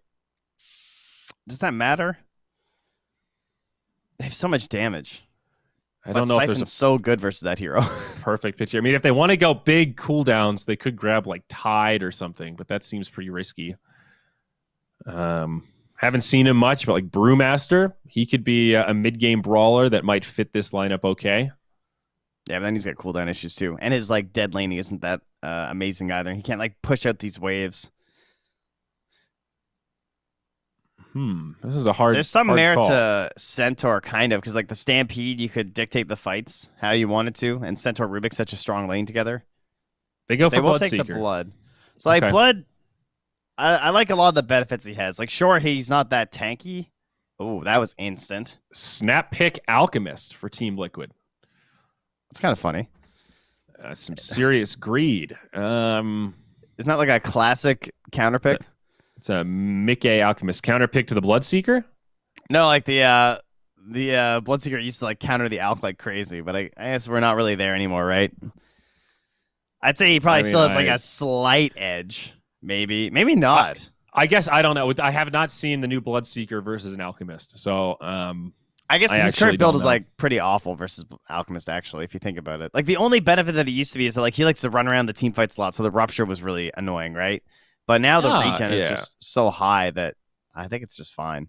I'd say annoying is the right word there. You are right. Alchemist does move a lot, but he's also got regen. He scales a lot faster. It used to be that it countered him because he used to jungle a lot at low HP before 6. Because like he'd have these losing lanes as the Alch, and then everyone would hunt him down and stuff. You remember that? That sounds pretty good. Yeah, remember it would be like Slark and Bloodseeker. They always or Slark and Alch. They always banned the Bloodseeker, but yeah, now I don't think that really applies with like the Veil Yules build. I would be surprised if that was a significant Obviously, they factor don't care. here. They just picked it, so Instantly as well. So they had a bit of confidence here. Well, all right. Liquid with the Alchemist, Virtus Pro Prodigy, the Faceless Void. What do you think here, bud? Is this a 2-0, or do Liquid have the tools? What are the benefits of Alch? How good is the Radiance this game? Pretty strong, right? Versus the Faceless Void, versus the Lena. I mean, she relies on right clicks quite a bit. Can they burst him down before ulti? Not easily. I don't know. I still kind of favor VP Prodigy's lineup. I'm not. These other 4 heroes look a little worrisome to me on Liquid. It looks harder to execute. Have you also felt like Death Prophet has looked a little lackluster recently? Like she seems like one of those heroes that was busted when people weren't playing around her and you're just tanking Spirit Siphons. And now that people know how strong she is and the priority is break Siphon, just run away, don't fight in the ult. She's very predictable in a way, right? And I think teams can abuse that. Am I nuts? Yeah. No, somewhat. Like she was like insanely popular for a little while, then she fell off, and then some teams started picking her, and like we were casting a lot of games where she was just winning. You think the casters mute us? How could we? We love their lovely Yapper. It's good. I had They fear help of cover encouraging us. more voice lines. I just felt the need to chime in there. I think that was appropriate. That might be the only time I've talked in all chat as a caster outside of like, can somebody contact the admins? You picked the right moment. I mean, we wouldn't want to discourage them. Yeah. You know, And we need some shit talk here. I also don't want to imply that I think DP is like a bad hero or a mistake to pick or anything. I think she's just become pretty figured out and is relatively easy to play around compared to some other heroes, perhaps. Compared to that like boxy Void Spirit last game, that didn't look that easy to play around. Yeah, I think she seems strong now when she can counterpick her lane partner.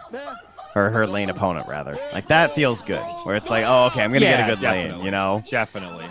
Then I feel like it's a good DP game. She wants, like, snowball a little bit, and she wants to be the person who's, like, controlling the tempo of the match. Now it feels kind of hard for Death Prophet to do that. I think she's really good at those, like, first couple of rotations for taking towers. Like, when you have that, like, first exorcism at, like level 8 or something, around the 10-minute mark, level 9, whatever. They go with the catapult. They can get, like, the double catapult. We saw that pressured out by VP Prodigy in their matches. So my main concern for her is that I'd rather just have, like, Dream Coil this game, who's, like, running around the map and making plays compared to the Exorcism, right?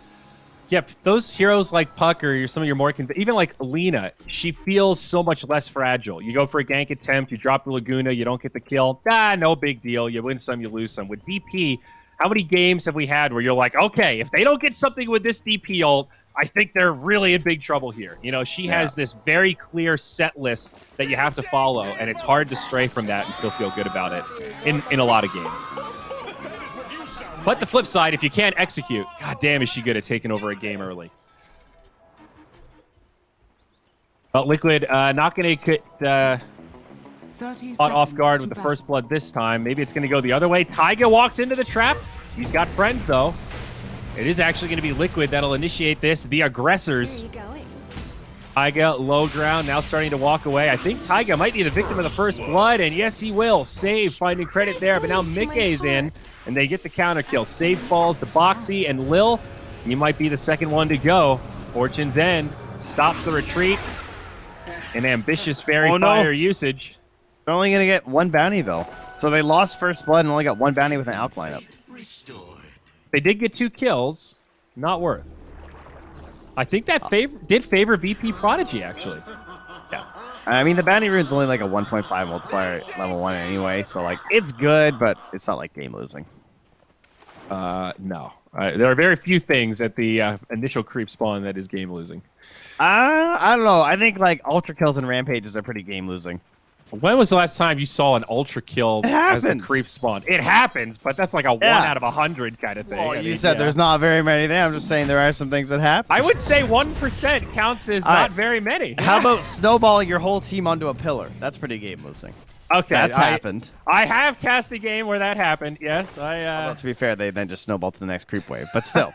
It was still pretty cool. Insadia takes some big damage down bottom, but he'll be just fine. And mid, Lina DP. Now, this is not one of those mid matchups you were talking about where DP has a counter pick. I think Lina is just fine here. Yeah, Lina is, she's the big gun these days in the mid lane. She's like the new Queen of Pain. Yeah. Where, like, I mean, Queen of Pain's like maybe a little bit better overall in the meta. And no, not since the nerfs, I guess. But before that, she was. But Lina's just like, I'm going to win every matchup pretty much. Yeah, something to be said for those mids that feel good in most matchups. It's like the old DK kind of syndrome. Yeah, it's like, don't just pick TA me. DK. He's cool. If I don't get TA'd, I think I'm just good. Like, yeah.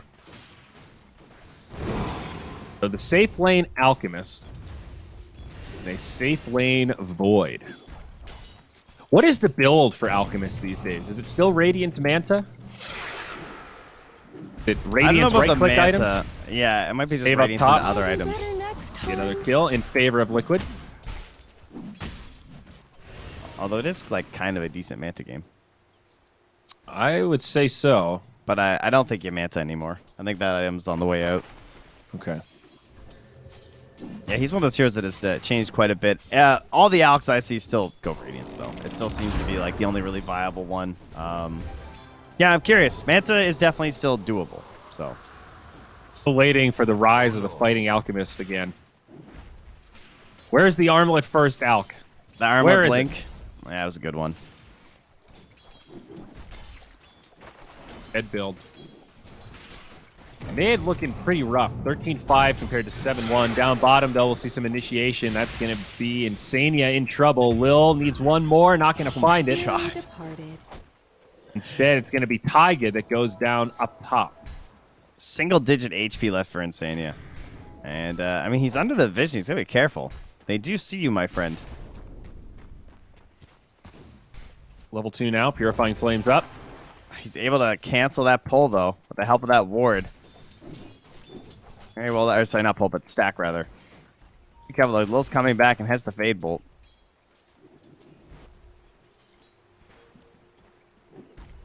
EPK still pretty unrelenting in mid. Hit another LSA. Denied. And now Koikva in a little bit of trouble. Low on regen. And remember, when somebody's low like this, that's Thirst going the way of the Bloodseeker. So DM's lane also getting easier by proxy with Lina able to put this constant pressure on. And she's got that mango that she just popped, too, so the threat is still very much real for Koifa right now.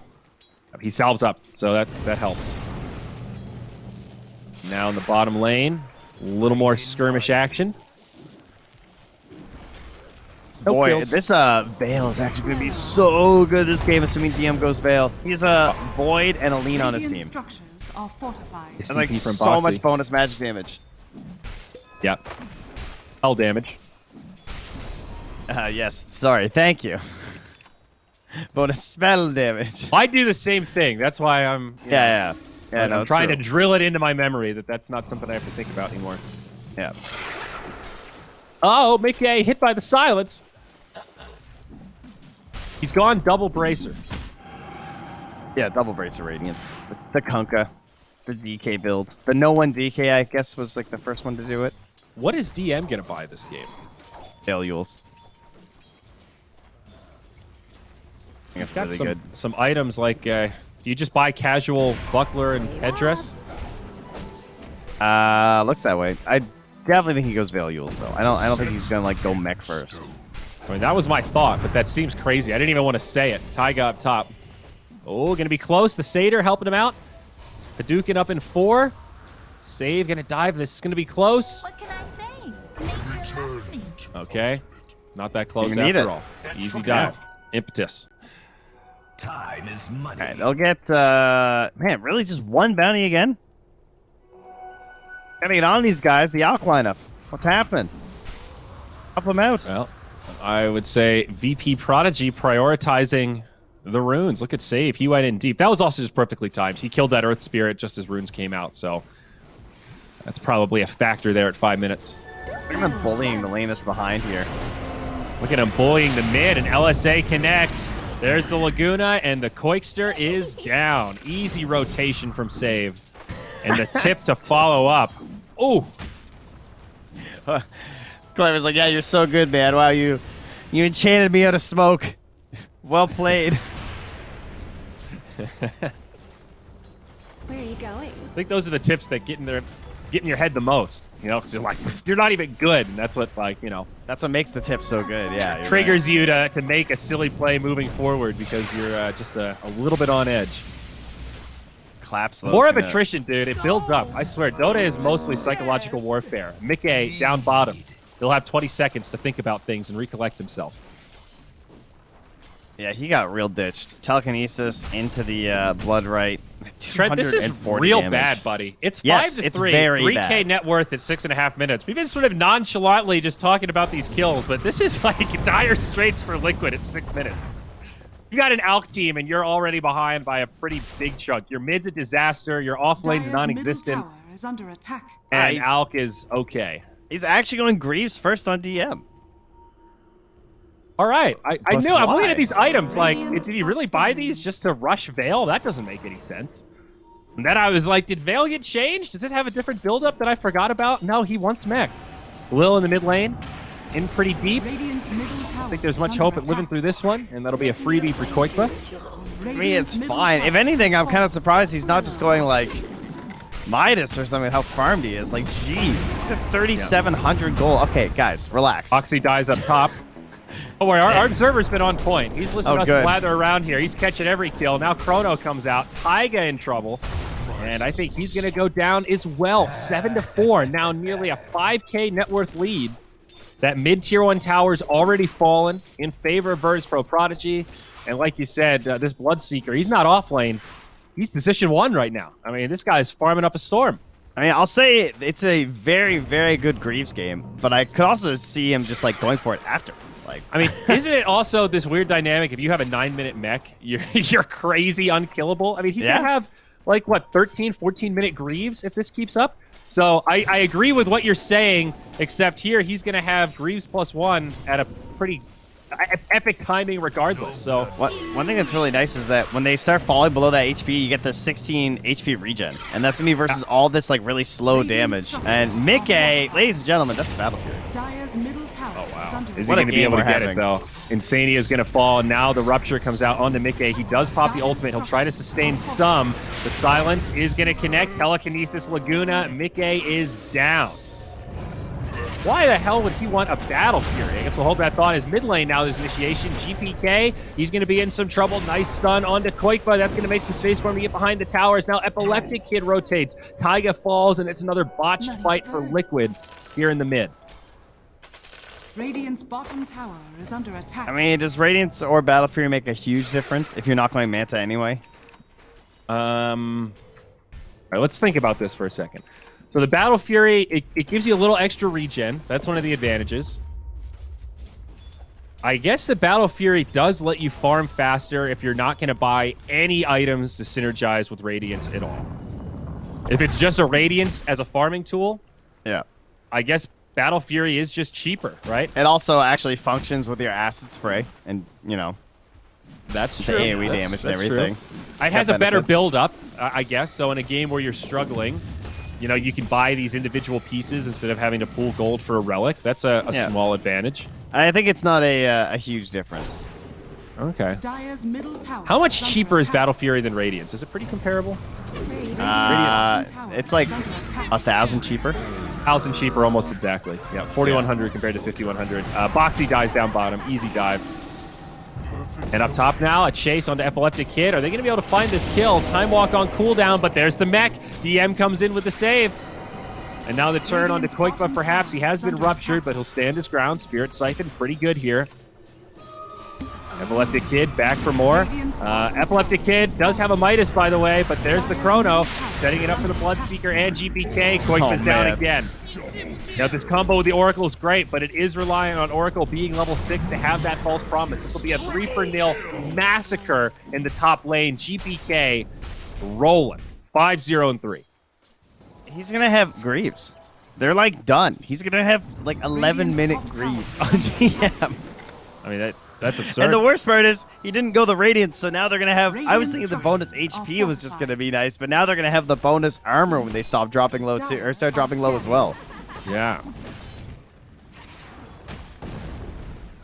Huh. Well, I'm curious to see this Battle Fury in action from Mickey. Is this the future of Alk? Is this... Well, buddy, I don't think you're gonna see it.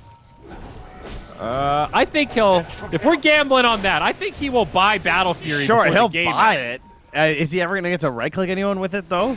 Oh, yeah. No, that's probably fair. Not the game to judge the merits of the Battle Fury Alk, is that what you're telling me? Radiant's bottom tower Yeah, I is mean, under it doesn't attack. really matter what he's buying this game in the current state, right? It's 8K at 11 minutes. Yeah, that's totally fair. I didn't even really know how it happened. It just Radiant's seemed like bottom Liquid tower is lost all under their attack. lanes. Like, You just answered your own question there, bud. yeah, but it wasn't it. They were like, It wasn't, oh, he got the double damage rune. That tipped the scales mid. It wasn't, oh my god, crazy smoke play. Yes, Enchantress did make one smoke gank mid, but I don't know if that's the craziest play to come out. It's just great, Radiant's solid bottom moves from tower Virtus Pro is under Prodigy attack. across the board. It fell apart so fast, Trent. Yeah, they're trying to get the comeback kills, though. Yep, let's see if they can do it. Lil, he's going to TP. This is going to be close, and he won't make it. GPK, he's going to be locked in place, but does stand his ground to try to bring down Taiga. DM is here. That's going to be the Guardian Greaves. Not enough to save GPK, but it's a 2 for 2. Save now with the TP. He makes it out. All things considered, pretty damn good for Liquid. They do kill a core and only lose their supports. Who got that shutdown gold on the Lina? It did go to Koi Koi. That's pretty nice. Yeah. Bit of retribution there. He's still about 1,500 gold behind. But DM will move right in the face and head back towards his veil now. I mean, anything to just get a little breathing room for this Alk. He's at least going to be able to buy this Battle Fury here at 12 minutes on treads. Also curious how he decides to build the rest of these items. You know, what's the priority here? S and Y? Okay. Yeah, he needs like some buff items. He can't just go like Basher or AC or whatever. Yeah. Although Abyssal AC probably on the docket at some point. That's a really bad AC game, unfortunately, though. They have like so much spread damage on the side of Virtus Pro Prodigy. But they do have a Death Prophet, though. It's like DP and Alk are so much physical. It does buff up a lot of their damage output. Yeah, it's not... it's still a good item, I guess. It's just not like crazy good, you know what I mean? Like it's not like a super heavy physical damage dealer because Void relies so much on magic. Yeah, Mickey up top. He's going to get ruptured now. Does have his TP back. And some TPs from friends. It'll be 5 heroes of Liquid. Huge reaction. They do save the Alk. It looks like Virtus Pro Prodigy were kind of ready for that. You know, like they looked for a free kill, didn't find it, and just backed up. You know, hey, let's test the waters here. Let's see if we can force a reaction. Yeah, now they just need to get some more vision down. Right now, their wards are pretty lackluster. They have this top ward. They don't have anything through here, so they're going to smoke up with an invis rune here by the looks of it. They try and bait it for a little bit. Smoke broken. They have a sentry. Save. Does get the ward down, though. Still gives us a good vision. Nice chrono on 2. Catches Taiga trying to roll out. Follow-up stun. Damage actually does end up getting saved by the Oracle. That was nice. Boxy's dead. They're in on Insania, and Taiga still pops. So even though it was a nice save temporarily, not going to be enough in the end. Lil actually gets the kill with a purifying flame. Ooh. Yeah, they pinged the fact that she got the wind run off, and so he fortune end the void so that he could cancel the wind run and kill her. This is a double he damage. had stolen it from the Oracle. GPK is putting the pressure on, and he does have reinforcements. Fortunately for Virtus Pro Prodigy, they couldn't quite get there in time. Radiant's top tower is under They didn't bring attack. DM either, so they're not going to go for that kill. Chrono down for a while. Liquid maybe looking to pick a fight as a result. Dire's bottom tower Silence comes out onto Lil. Radiant's top Tackle tower doesn't is latch. under He's on the attack. run and not going to live. But now DM is here, maybe looking for some counter kills. They do drop the Rupture onto Taiga. No false promise. And now all of the remaining members of Virtus Pro Prodigy are here, and there's no Alk, so this is a 4v4 despite being one sideline. Bash coming out on Boxy. I think the Wind Ranger is going to be done. Will they find more? DM pretty fast right now. Xenia okay. Never mind. Oh, that silence barely hits him. Body box from Epileptic Kid. Not going to make a difference here. They get the bash. They get the kill. Meanwhile, on the other side, GPK dueling Taiga and also finds that kill. Taiga did, however, pick up that lingering bounty rune, so I guess small victory there. Yeah, something for him at the very least. You've got they the weren't Alk, able to so- punish Mickey, so there's that. Yeah. Yeah, I guess when you have an Alk on your team, you're pretty much always happy to suicide for a bounty rune. Really increases the value proposition of that one. He may have taken over the top slot on net worth there, guys, but it is an alchemist, so don't get too overexcited. I think if you want a better pulse of this game, look at Koikva's inventory. It's 16 minutes. He's still working on the Yule Scepter. He does finally have enough gold for it, but tower is under attack. yeah, it's Alk up here, and then Dire's everyone bottom else tower is under way attack. down here below all Radiant's three of the top Dire tower cores. has One of fallen. the most classic Alchemist economy spreads ever we're seeing in this game right now. And I reckon it's just going to get worse.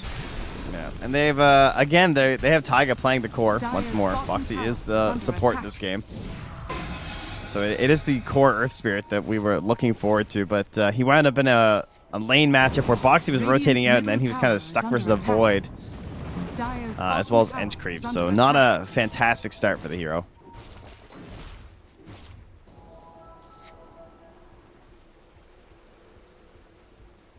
And they have 22 kills already. So they're trying to bait out Mickey here with a smoke. Really hoping that there was some lingering vision around here or something maybe that's like spotting this. And they're just going to turn it into a tower push with the Exorcism. Probably going to try and hold the Exorcism, I would guess, because the tower's already kind of Dire's low. top tower is under Yeah, attack. this will be their first tier 1 tower Dire's kill. structures are fortified. And obviously, Virtus Pro Prodigy not coming to the defense. They'll sack this and farm elsewhere. Yeah, Epileptic Kid just draws the lines, right? It says, yeah, just push mid and push bottom. I'm going to farm jungle. Dire's top tower has fallen. And Lina closing in on the BKB. GPK, pretty darn farm of this game. Radiant are scanning. And a Blade Mail for DM. He did go back for that Veil of Discord after the Greaves. Dire's top tower is under attack. Laymail's pretty And, good. yep. And Epileptic Kid doing the efficiency. S and Y into Manta. Oh, yeah, true. Radiant's bottom tower is under attack. I'm glad the Void built Midas. I think having a farming tool against Alk is pretty key. Even with Alk having this really rough lane, it shows how fast he can recover. You know, he's now up to 14k net worth, just about. Void only at 9.6. Radiant's Yeah, and you know that he's bottom going to play like tower this is under vacuum attack. hero, kind of like Naga, that just absorbs all the farm. So everyone else in Liquid's going to start falling behind. So you Yep. just got to be vigilant as Virtus Pro Prodigy right now to make sure that you guys are all staying farmed and you're not just like chasing after kills constantly on all your heroes. Definitely. Radiant's bottom tower is under And they'll attack. find themselves a free tier 2 in the bottom. Radiant's bottom tower No has defense fallen. mounted for Liquid. Stalemate Dota. Yeah, I mean, Liquid are fighting for their life here in this tournament, and this is not how you want to go out after a pretty good defense in game one. You know, you were behind Yeah. most of the game, you try and delay it out, but to just be rolled in the first, like, 8 minutes into almost an unwinnable game. At least the last 8 minutes have gone much better. The lead is not growing. Things are holding somewhat steady, but now we're starting to see these fights break out. Koikva ruptured, taking big damage, just done. And there's no survivability on this Death Prophet. That was even without Laguna Blade. Radiant Save's a real structures tipper are here. fortified. Gives them another one. Save's excited. They're looking real good. Stun. Not much going to be able to follow up on that. Radiant's courier has been killed. Oh, they even found his courier. And just controlling runes. Virtus Pro Prodigy realizing that they don't need to close this game out soon. They just need to keep controlling the map and not give Liquid any freebies. And I would say bounty runes kind of count as freebies at this point. They are going to grab all 4 at 20 minutes. And Outpost, does Radiant have that or is that Dire's? Nope, they have both Outposts too. Man, this Alk is going to have to be so farmed. Yeah. The word raid boss gets Oh. thrown around a lot, and I think that is an appropriate title here. Well, he's trying to achieve. Yes, like he needs to become the raid boss, I mean. Yeah, That's he's currently in the dynamic mail of this room. game. You know, he's the lowest of the company, Yeah. down in the Yeah. basement right now. He's looking to become a junior executive soon with the AC. He's like the first boss in the dungeon, and he needs to slowly move to like final boss of the dungeon here. They are going to catch Save, but they can't even find that kill. Save lives. Now Epileptic Kid is a beautiful chrono onto 3. They've gotten 1. It's Taiga. Koikva a little bit low. Did get saved by Oracle, but he's fixing to pop something fierce. Yule Scepter buys him some time, and he's done. GPK finding credit there. Now Mickey, no more BKB. He's going to be in trouble, and he's done. A disastrous fight for Liquid. It started as a quick pick on the Enchantress, and boy, did that turn quickly. 4 for nil. Virtus Pro Prodigy coming out big.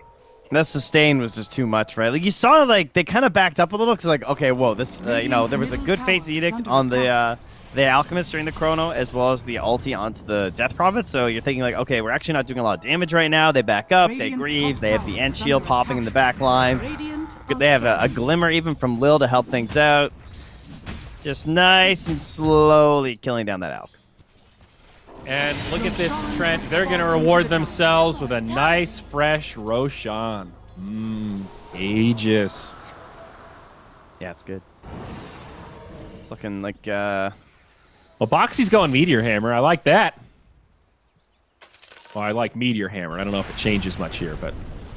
it will let him do what he must do, and that is stay on the map the whole time, never go to Fountain, hide in the trees, and kill every creep wave like he's playing Void Spirit again.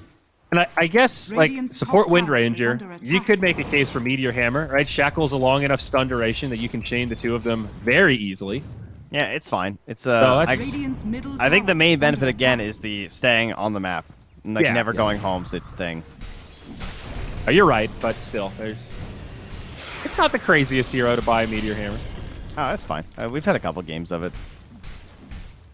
She might not be Phoenix, but she can still buy the Meteor Hammer. That's what Dota's all about. Choice, Trent. Choices.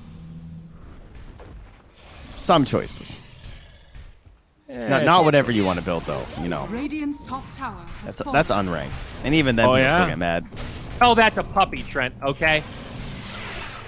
Probably just spins the wheel. Yeah, he just does whatever he wants. Dire's bottom tower is under attack. Well, 16K net worth, 23 minutes. There's a lot of metrics we could look at that paint this picture. And they all look very good for Virtus Pro Prodigy. It's their game to lose right now. 96%, says Dota Plus. Middle tower is under This game was just over, man. This was such a hard game to execute with these Liquid heroes. They needed, like, the lanes to be more even, first off, and then they would have needed some really good plays with this Earth Spirit and these exorcisms to start things off, but they didn't even get a chance to play. Just one lane to live that could create some breathing room. You know, they just needed one lane to go okay so that they had an overfarmed hero that could try to make space, and that just didn't happen. Now we're going to see this fight outside of the base. BKB from Alk will set up the kill on Lil, but a beautiful chrono again on 3. DM outside. They'll kill Insania before he can ult. Now the DP ult comes. Koikva with the Yules. A buyback from the Oracle, but it's not going to be enough. Koikva's down. Laguna will juice him. GTK doing so much damage in these fights. This Lina is in full carry mode. They'll pick up another 3 kills and maybe even more. Taiga, Insania running to the high ground. Dive will commence. They'll jump in on this Oracle. They want the die back, and they've got it. Triple kill now for GTK. 14, 1, and 6. This man's got half the kills. Yeah, math is hard, I know. He did 6,000 damage. He did 6,000 damage in that fight.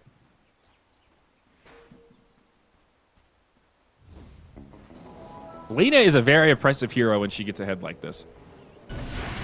I mean, look at her items, too. Like, when you get ahead like that, like, the items you can buy are just so brutal. Like, she's going MKB into crit stick. Like, yeah, okay. Her right clicks are insane. Her range is so long that it's just this turret sitting in the back.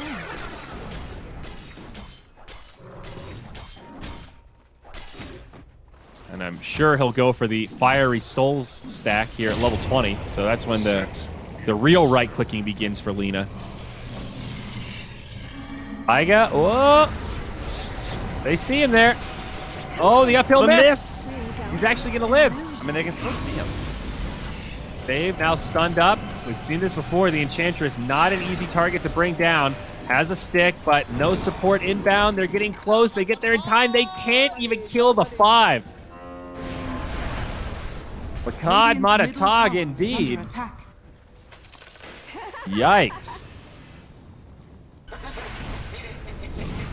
And that is one of the key pieces of the Enchantress, though. Are there any other 5s that could have lived through that? Not like that. And still, like, you know, it's not like she can only survive. You're still Ench. You still got to Dispel. You still put on Crazy Harassment. You still got this great heal. Like, you don't have to TP home. One hell of a scaling 5, I'll tell you that. Bash, are they going to find it? No! Foxy makes it out. Yeah, a gift from the Dota gods.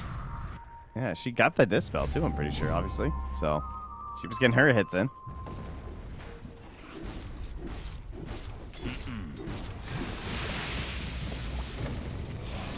Well, was that... Oh, that was a bounty set. Aegis is about to expire, though, in 10 seconds.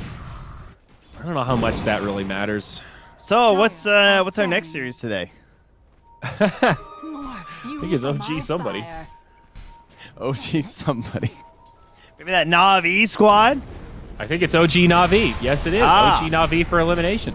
But of course we're not there yet, because obviously... No, they're Trent, sticking you're in getting this. ahead of They're not giving yourself up. like usual. Bottom lane, Faceless Void in deep, has Chronos, saving it. Good discipline from Epileptic Kid. That's the BKB done on Mickey. Look at Lena railing into him. He's going to pop.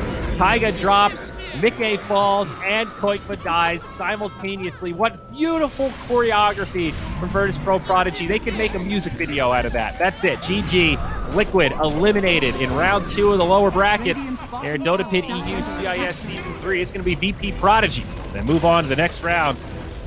Domination. CIS, man, they came to play. Well, impressive series. VP Prodigy, this lower bracket run. What is this? They 2-0 Nigma. Now they've 2-0'd Liquid in decisive fashion, too. Like, game 1 short, we talked about how, like, Liquid showed a lot of resilience throughout that match and split pushing everything. But the main key factor is that Virtus Pro Prodigy were in control for, like, 98% of the time of this series. It was them who were making the moves on the map, and they were deciding, like, where the fights were taking place and having the game within their grasp. So extremely impressive stuff coming out from them. Yeah, the Lena pick proved just perfect. Dominated the DP in lane, farmed the map really effectively, and the highest damage dealer by far in the game. 27,000 damage done by GPK. 266 last hits. Very impressive. It seems that Liquid, at least so far here in Dota Pit, they struggled to really make good use of these like Death Prophet and Leshrac picks. Like this idea of like what was their goal with those heroes when they were picking them? Were they thinking they were going to get fast towers, or did they just think they're like good combat heroes or something? I mean, in this case with the Oracle, I think they were picturing mid-game fights going much better for them. But the Death Prophet was already crippled before Insania hit level 6. So their combo came on just a little too late, right? You're relying on Oracle's XP to some degree, and I think Koikve had died twice before that combo could happen. One of them being a solo kill on the enemy Alina. That's a crazy discrepancy, right? With DP especially, she can't afford to lose that momentum early because she needs that first item to allow her to take those mid-game fights. Death Prophet without Yules, you're not really living through much, especially against Alina. That's just brutal. Yeah. So it unraveled too quick for Liquid. I think they had a plan that we didn't really get to see there. Yeah, GBK played amazing this game, for sure. Guy's been on fire as of late and continues so on Lena. And thus we say goodbye to Team Liquid as they will be leaving us here at the Dota Pits. Sad for Liquid fans, but Virtus Pro fans, rejoice. CIS takes this one. As mentioned, up next, NAVI versus OG. This should be a good one. This Navi squad previously fly to moon. They've looked pretty good. Elimination again. We'll see how they square up. Going to take a good 10, 15-minute break, get these next teams in, and we're coming back for more Dota 2.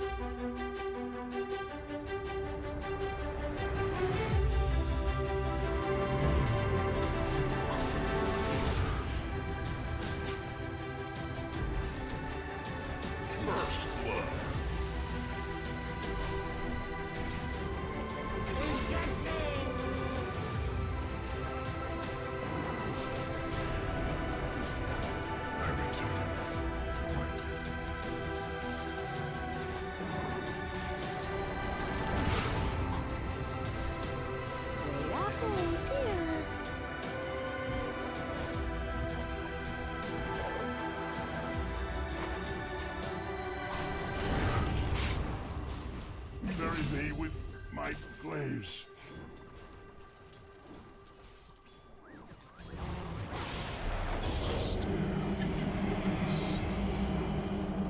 Slight.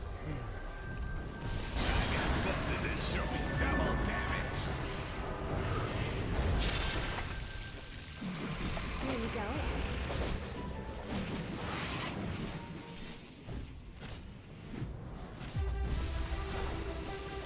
This only do.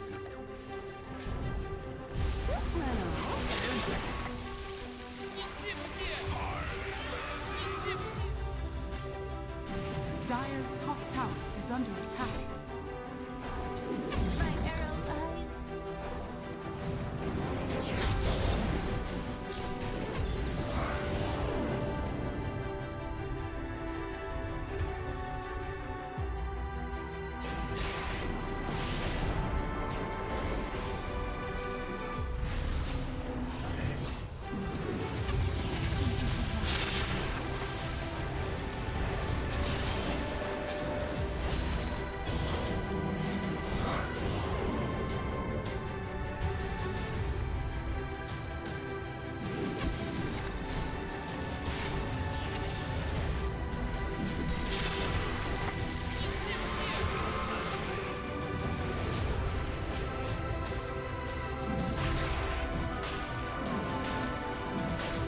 I return.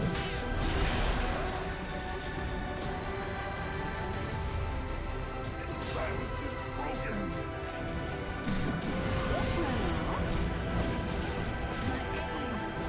Radiant's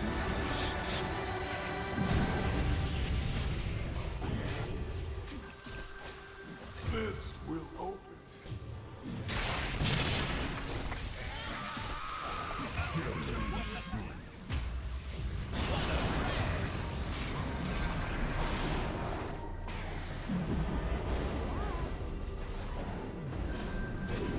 That's far enough. My sprites are with us.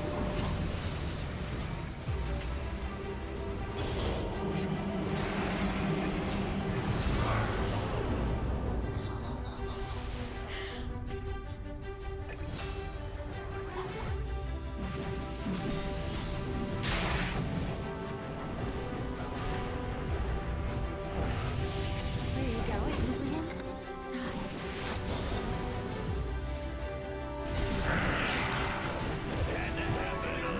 Dire's middle tower is under attack.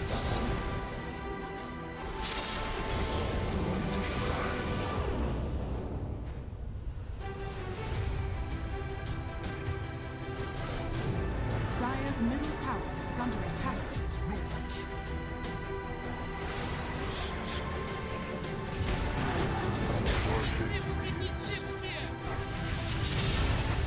Dire's middle tower is under attack.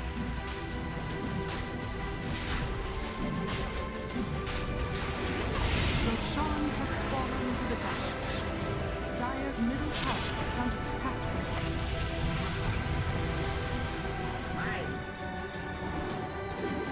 Dire's bottom tower is under attack.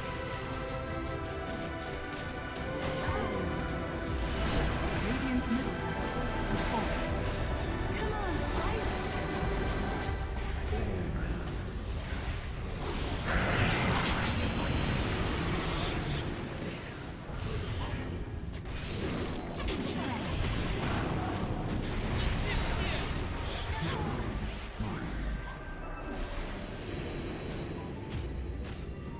Dire's bottom tower is under attack.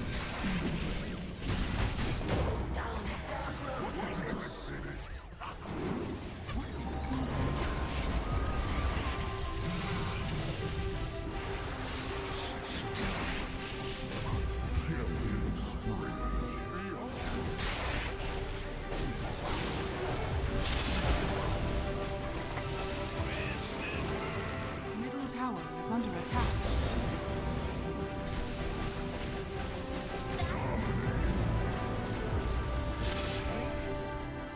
Where are you going?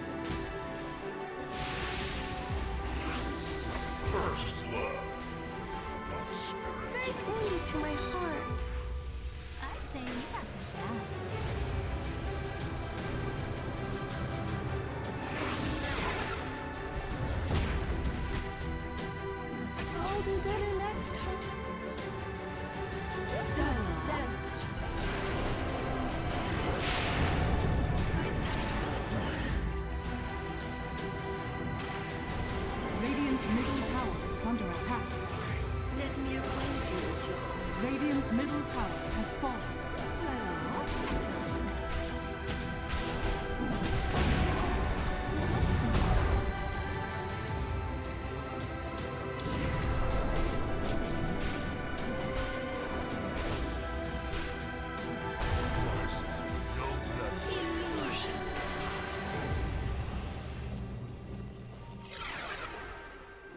Radiant structures are fortified.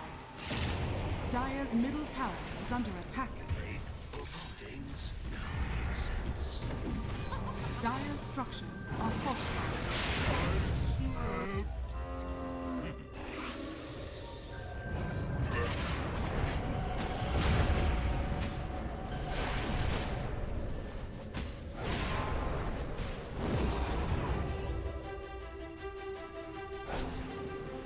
Dire's middle tower is under attack. Radiant's bottom tower is under attack.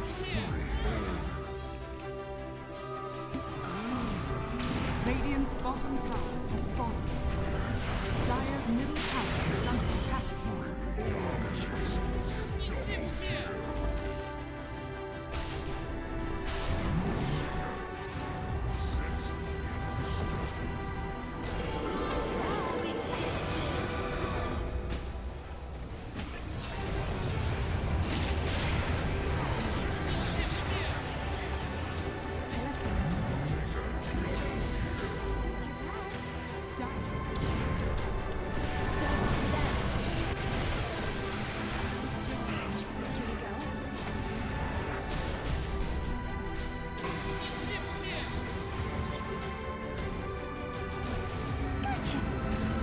Dire's bottom tower is under attack.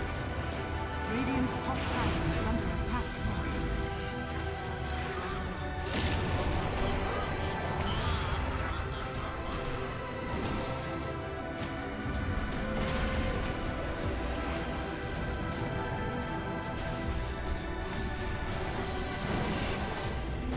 I missed the mark.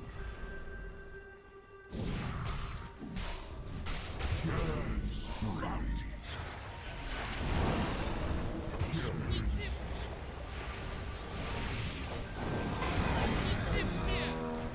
Haste.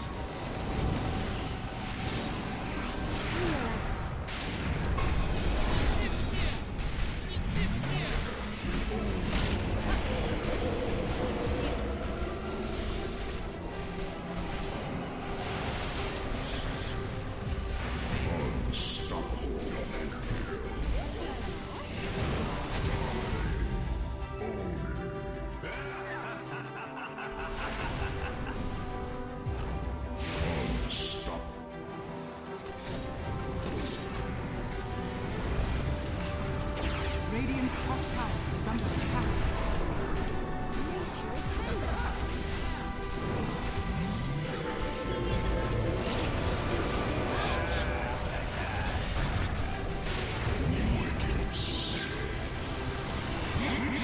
Monster kill.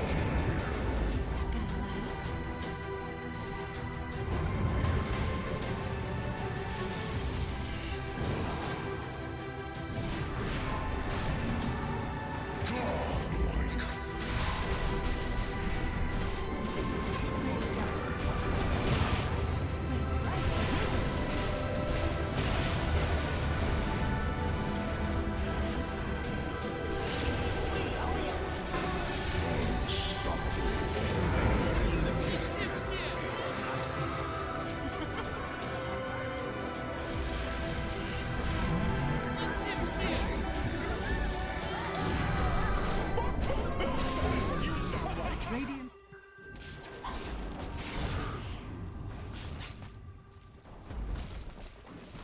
First blood.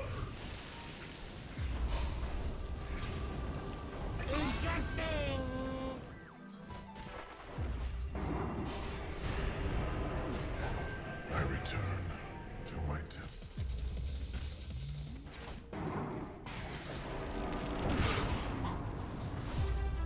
Wait up, oh dear.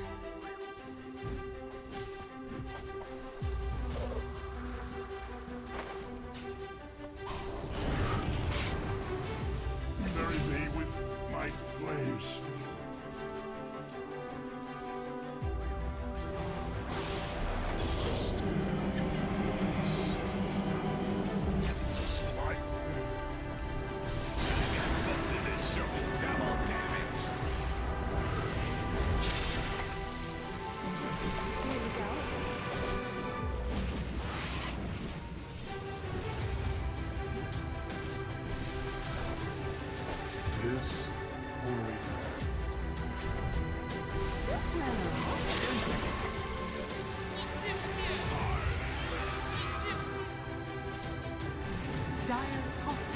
under attack.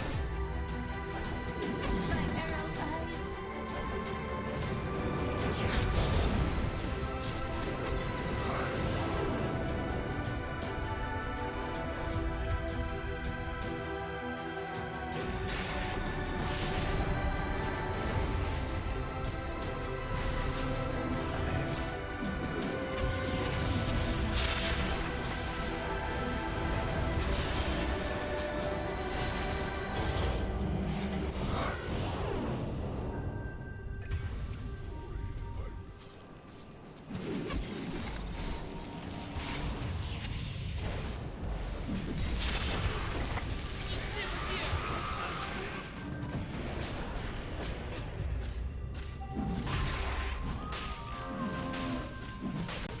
I return.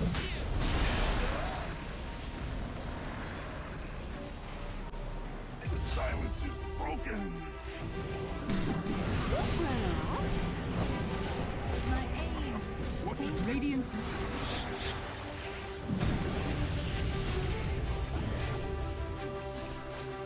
This will open.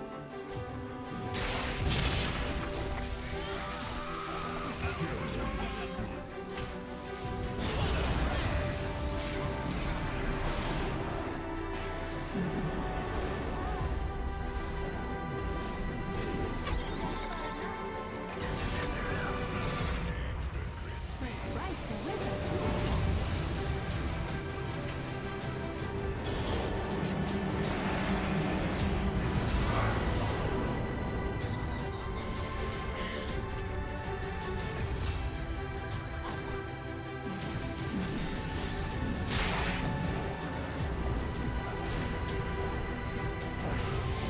There you go, Link.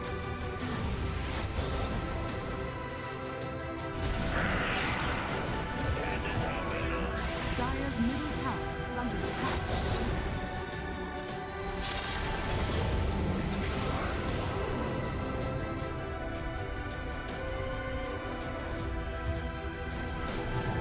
Dire's middle tower is under attack.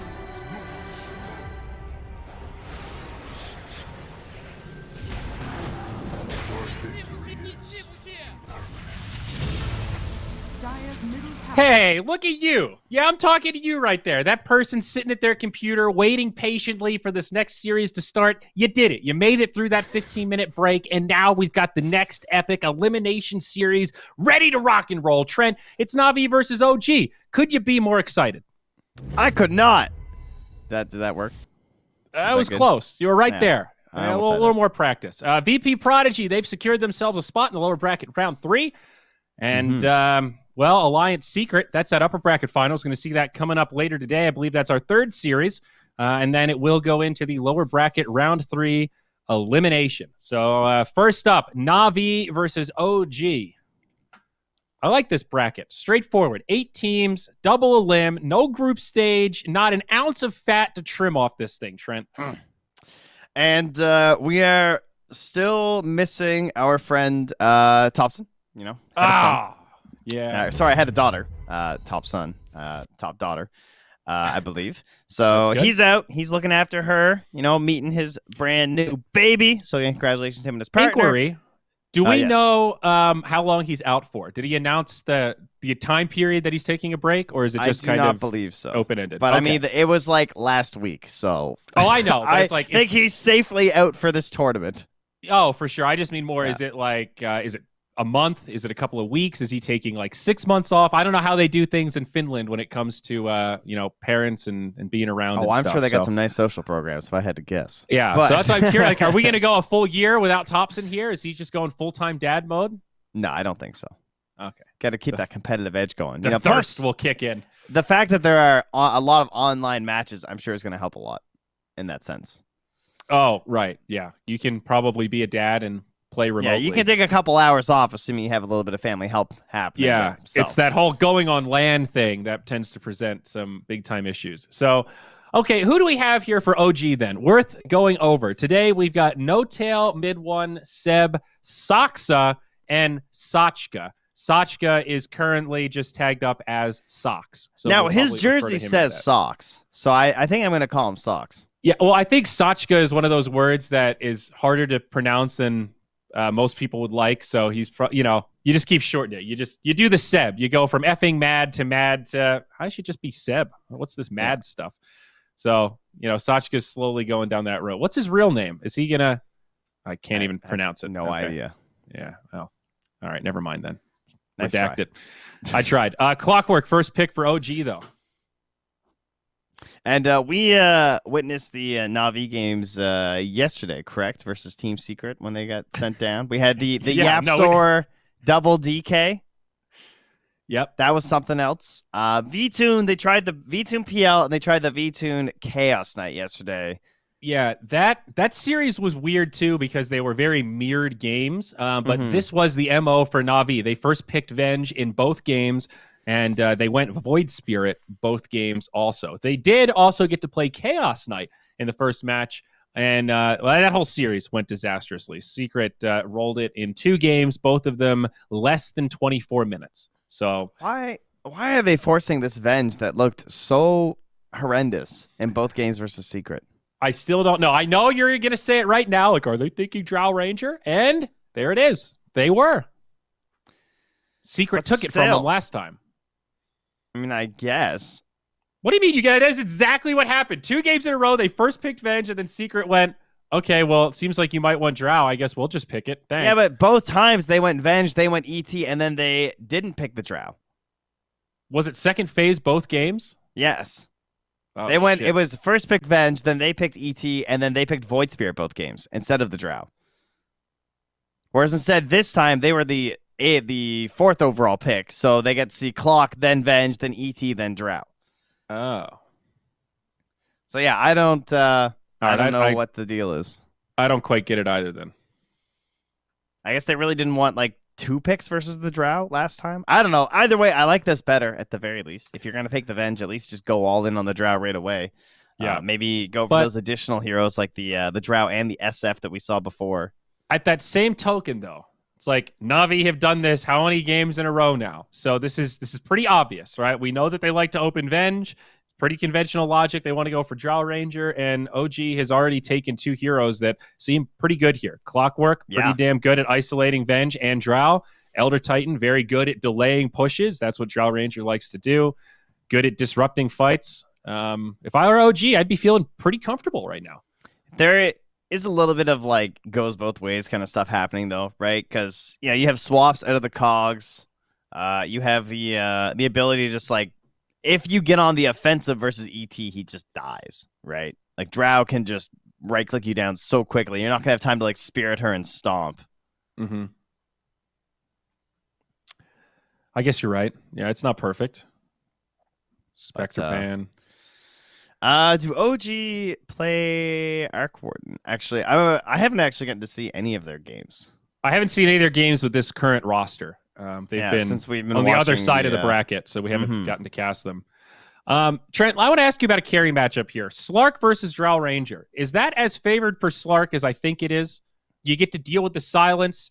You're very wily, so you can actually get in the back line and get on top of her. Sorry, I know you're asking a question about Slark, but are you aware that No Tail played mid Oracle and crushed them yesterday with a 17-minute Bloodstone? Because I wasn't aware of that. No, I missed that byline. Are you serious? That's really pretty happen? sick. Yeah, that was against 5 men. No Tail played a mid Oracle. Yeah, then he played a mid Abba, and he played mid Earth Spirit, which in the game they lost. Okay, all right, so he's just playing support heroes mid. It's perfect. It's genius. Cool. Well, that makes me excited here. I'm sure most of our viewers here were probably watching those games because they were probably trying to tune into the OG ones. I was sleeping, so I needed some naps before bot TI.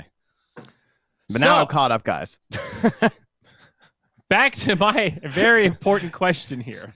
I don't want to talk about Slark. Who cares about Slark? Well, is he that like? Is he not good against Drow? Like we know Spectre is amazing against Drow. What's your next like 2 or 3 heroes that you'd pick after that? Arc Warden. Okay, that's a good suggestion. Who else? So I mean, not on the list. If you had someone who really likes PL, I think PL's still okay. You're going to say PL over Slark? Really? Yes. Really? Yeah. Oh, God. You're hopeless. I'm a bit of a Slark hater. You're fucking hopeless, dude. Pangolier. Okay, this is good, right? Need to create these frontline kind of peel heroes for Drow. Who better than Pango, the Chaos Creator? I like it. Big fan of the Pangolier. Also nice Fun against hero. Clockwork. You know, he's not quite as susceptible to the cogs as a lot of others.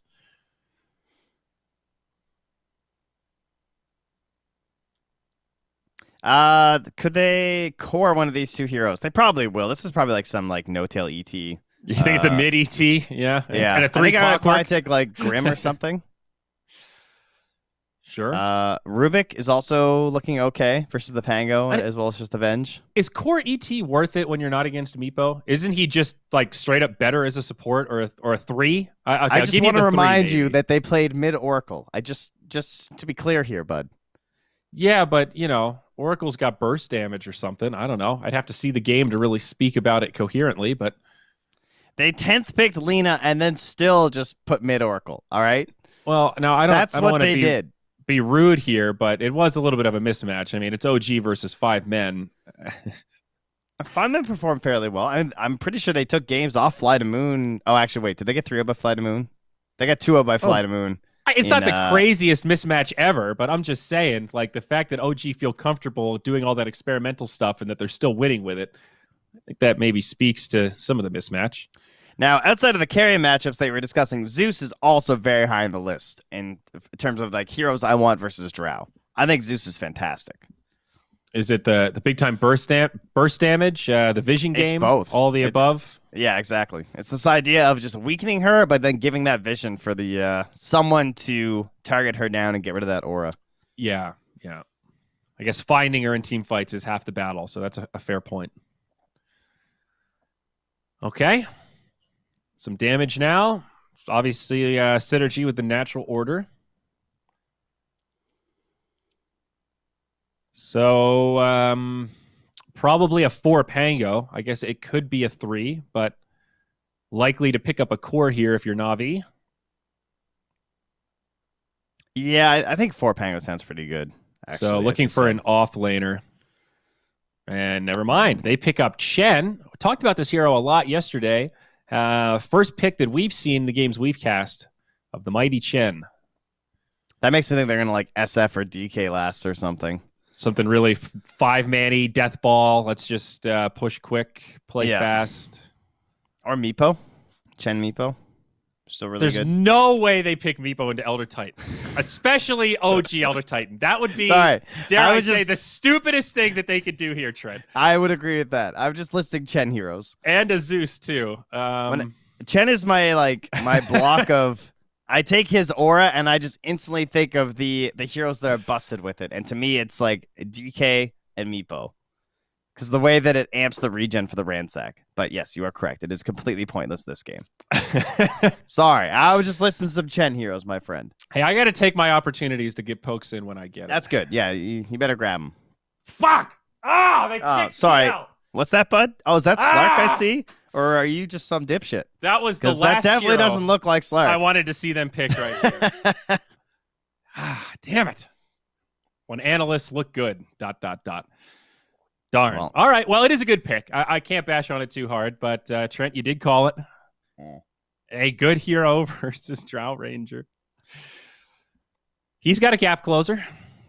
You know, every time we talk about PL, we say, well, he's kind of bad right now, though, but he has looked okay. Like, sure, he lost the game versus Secret, but I feel like we've had actually some pretty good PL games lately. Yeah. I mean, the hero doesn't seem like unplayably bad or anything. We're just comparing him to the time when he was kind of busted, when you saw PL and just went, man, it looks really easy to take over games right now. Seems like you only need like an item and a half, and then they can't really stop you. So it's not like that anymore. If you get the defusal, you're still very squishy. Still requires 2 items to really do much. Ooh, that was a good ban. I really like the Storm ban, because that was also on my mind too, but I was not thinking of Huskar at all. That would have been pretty fun. Ton of flexibility for OG, though. The Zeus, Elder Titan, Clockwork, a variety of positions they could be playing, and with the Mirana, kind of equally open-ended here so that they can flex around this Navi last pick. All right, so Socks, Clockwork, Socks,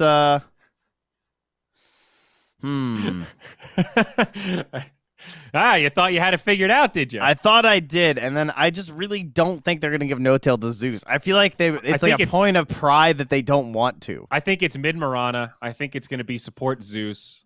I think it's 3 ET. 4 o'clock, 5 Zeus, mid Mirana, offlane Elder Titan. That's what I think they're going to do. All right, let's see what the last pick is. That is factoring in the OG-ness of, like you said, not wanting to just do the conventional. Maybe the pick will just let them put the Zeus mid. I really think they should just put the Zeus mid.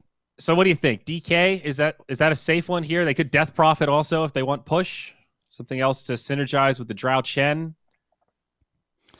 I mean, SF's still there too. That's a pretty big iceberg hero.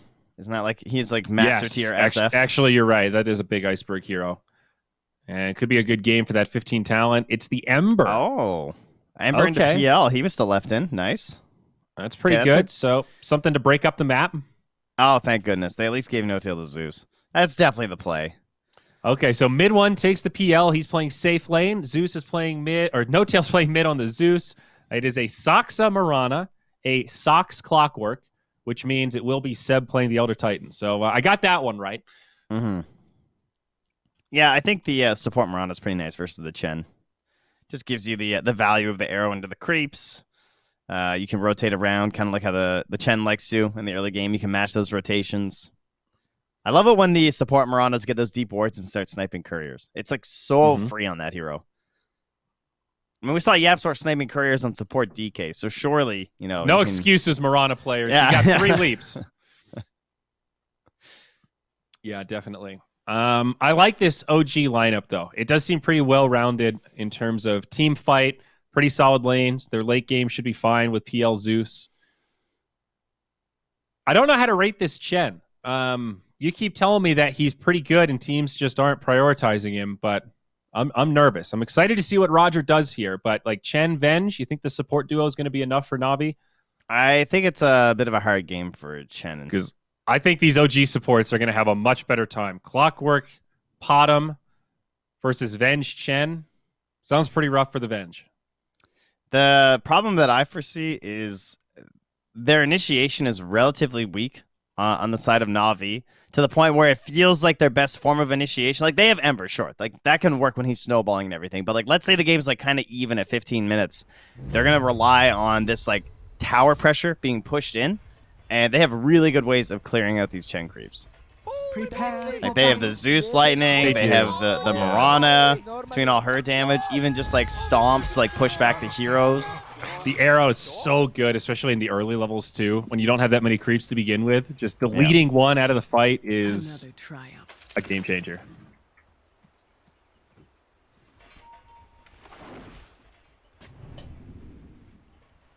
Quick aggression into the Radiant side here off the smoke. Yeah, look at this smoke up.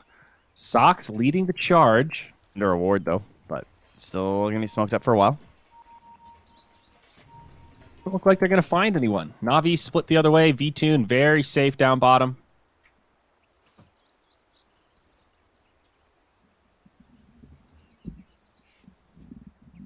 "30 seconds to battle." All right. Fairly straightforward lanes as well. Oh, no, they're going to switch. Seb goes up top. So OG will start with an aggro try, it looks like. They move mid one down bottom. Okay. Trying to figure out their lane setups. Match the carry up against the Drow and pressure out of the gate. That's been the MO for a lot of these teams that we've seen, huh? The battle begins.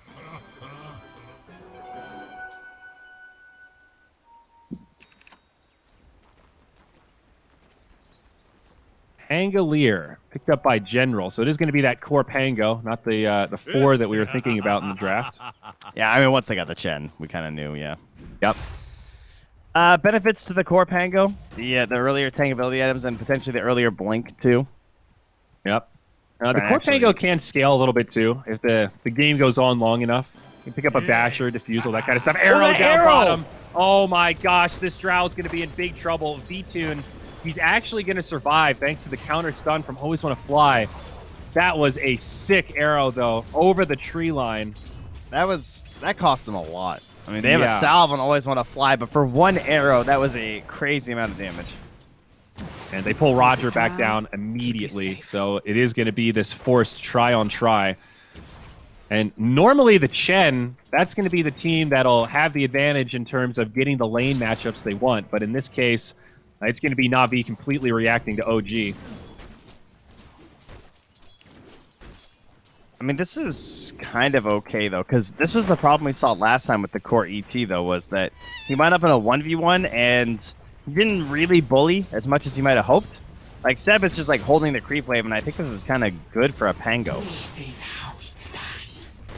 I'd rather have the Pango getting that much farm, you know, compared to the ET. Definitely.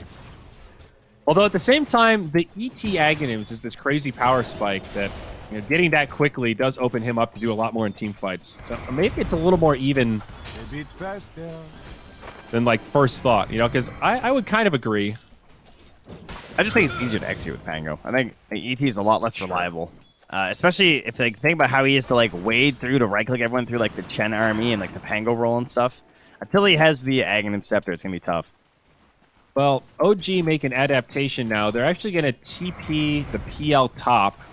And they'll turn this into a 2-1-2, at least for now. So I guess not feeling as confident in that tri-lane scenario. Try to ensure some farm for PL up top. We'll see what Seb does, though, in reaction. If he stays here, or if he heads back down bottom. Or are they going to do, like, a full lane swap? Or Seb going to kind of double his support at this point? Yeah, I'm not sure what we're getting here. Because... they're kind of just splitting the farm right now, and he's got this camp, so it's like tempting to stay here because all this bonus damage that he's going to have. Yeah. I mean, it's fine because Sox is also getting the space down bottom, right? Like, he already has the Wraith Band. Oh, that's a first blood. Thing. No tail going to get caught in the mid. Iceberg. Easy dive. Looks like he just got a little bit greedy waiting for his bottle, maybe. A lot of damage being exchanged up top. Stomp onto General. He should be fine. I mean, part of this is also just because of how well Seb handled the lane. So for PL, this has been like 3 full waves that he's been able to farm safely under the tower. This might not have been the original plan, but just worked out well because of Seb making some good plays. Yeah, and it comes back to that flexibility, too. Not even in the draft, I guess, even into the first couple minutes of like, all right, adjust on the fly. Socks out, you're farming. Yep. Good luck, bud. Now, mid lane, obviously rough. Big time in favor of Iceberg now. Dominating the CS score up by a full level and might even kill No Tail again. No, not quite. Does get him low, though. Meanwhile, bottom lane, Vengeful Spirit falls. So Seb rotates down. The 3 heroes catch him a little off guard. Yeah, it looks like he just got caught by battery salt into an arrow. That was it. Rotation's complete. Seb's back on the lane, and we got ourselves a bit of an even, like, big chunk block of farmers here on the side of OG, spreading the wealth around a little bit. Yeah. Oh, General now up top. Sox comes in. Pango going to be in big trouble. Battery Assault secures the kill. Almost a counter onto that Phantom Lance, so that was a bit dicey. Yeah, if Roger could have gotten over there a little bit earlier, might have had something. Keep him off the way. There's 2 tangos left for mid one, so he's just going to hold off a little bit. Another stomp down bottom. Arrow does hit on the V2. How much damage does Seb have? Nice magic missile, looking for some body blocks. Oh, nice job, Fly. All right. Plus 101 onto Seb, and always on a Fly, going to have to throw his life away to save his drow, but well worth it. A sacrificial position 5. Radiant are scanning. And Seb then now on the run. Arrow, nice sidestep. Now Soxa might be dead. I think he is. Man, yeah, well BT done. Always gets want it. to fly. This was all you, man, as the mid lane. Yeah, that's level 6. And up top now, Clockwork in trouble. General chasing him down alongside Roger. 3 dead on OG. Na'Vi erupting on all 3 lanes at once, bottom, mid, and top. So easy for the Ember Spirit, though. Once he starts rolling against a stationary hero like Zeus, it's just free kills. I mean... Yeah, it's not even like the Zeus is that far behind compared to a lot of the other heroes. He's actually even. It's just look where Iceberg is. Like, yeah, he's 1,000 gold ahead of the next highest hero in the game. Yeah, and having that level advantage on Zeus is scary. You see, Zeus does have a decent amount of damage to make his life hard. The level 1 Flame Guard isn't very effective, but the heavy physical is quite strong. And also phase boots versus no boots. Yeah, big disparity there. Not getting any of the stacks either. So he's nothing set up in the jungle for himself. And he will get that regen rune, though, stolen away. Yell up top, he'll be okay. And all these lanes very combative. Seems like every lane is trading damage. Bottom very back and forth as Sox again. Iceberg dies in the mid this time, but it's a Clockwork that dies up top. They're making our observer work today. That was so greedy. Iceberg tried to like play it to the limit there, but he thought that No-Tail wouldn't be close enough for the Arc Lightning, and he just hits him, and then just instantly Thunder God's Wraths him. Just zaps him down. I think he needed the 27 static field damage, or he doesn't get that kill. There you go. Pushing it to the limit. More damage trading down bottom. Radiant's middle tower is under About to get a lot harder for OG down here, I think. The Drow is closing in on level 6. They're trying to dive up top. No-Tail's coming in for the save, but now Iceberg's here too. I think No-Tail's just dead. It's a good roll, and Iceberg will finish him off. Dire's Mid one and No-Tail, both sideline. That was a really rough TP. top tower is under attack. V-Tune, though, now completely alone versus these two heroes, and they know with all those rotations top that he might be feeling a bit vulnerable. If they Might could hit be an arrow, tempting. maybe. He pushes But out the good- wave, though. The good thing for No-Tail is the build that he's gone, the Max Arc Lightning. At least he can farm in the Radiant jungle and push out structures are lanes very fortified. quickly. So maybe still room for the Zeus to close the gap. Sox again, this time in onto General. Roger here. Our cogs breaking things up, and no kill. Yeah, and that's what we saw the last time we had the with Seeker Bottom. versus- V-Tune. Big trouble. He's going to fall. Seb's got the damage. Now always want to fly. He's not going to have an out either. The Nice. ET is just too beefy. Dire's 65 top HP, he'll tower is under survive. attack. Because Na'Vi played the Zeus into the Ember too, right? They got counterpicked by Secret, and he was forced to go that Lightning build. And that ended up just not working. Like, the lane was, Yep. like, mediocre, but then he Radiant's just middle couldn't farm at tower all. is under attack. It's very all-in Zeus. Easy and roll here he's kill. going to get caught. Beautifully done by the Pango General with a perfect rolling thunder. Did they even have detection? They didn't, right? He actually just died invis there. Yeah, I don't see any. Damn, that was beautiful. That's Meanwhile, pretty up comical. top, mid one and Roger having a little bout. Support on the way. I think Raj is going to be in trouble. Maybe looking for help from Roche. Not going to find it. Iceberg's here. Maybe some cleanup. Mid one, pretty low. Tango comes in to get the kill. General with the cleanup. Now Sox. He's going to be out of mana with no exit strategy. And the death on Chen will prove well worth it. You know, you say, what are the benefits of Chen? This is all the best Chen players I've seen so far. This is what they do. They just get all these Centaur stacks. Like Lord Boons, who was playing, Radiant's middle he was playing on tower is under 220 attack. ping. He's in, Australian. Dire's Yeah, on the bottom NA tower is tournament. under attack. For Omega League, I think, when he was playing Yep. on for them, he was just like constantly getting these big stun stacks with the Centaurs. And it looked so broken. And they would just like first pick it every game if it wasn't banned. Yep, that is the Lord Boons classic.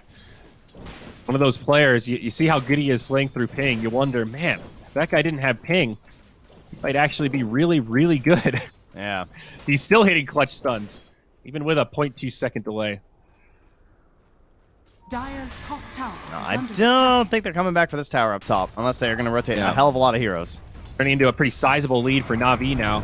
Only a 2-kill difference, but 3k net worth. Always want to fly. Doesn't get hit by the arrow down bottom. Certain to die, but V-Tune trying to get a counter kill onto Seb. Help from General. There you go, 1 for 1. Scanning. Oh, he still got him with the leap. Radiant's middle One more tower leap, is though. under attack. Clockwork now on his way in. Does grab that bounty rune.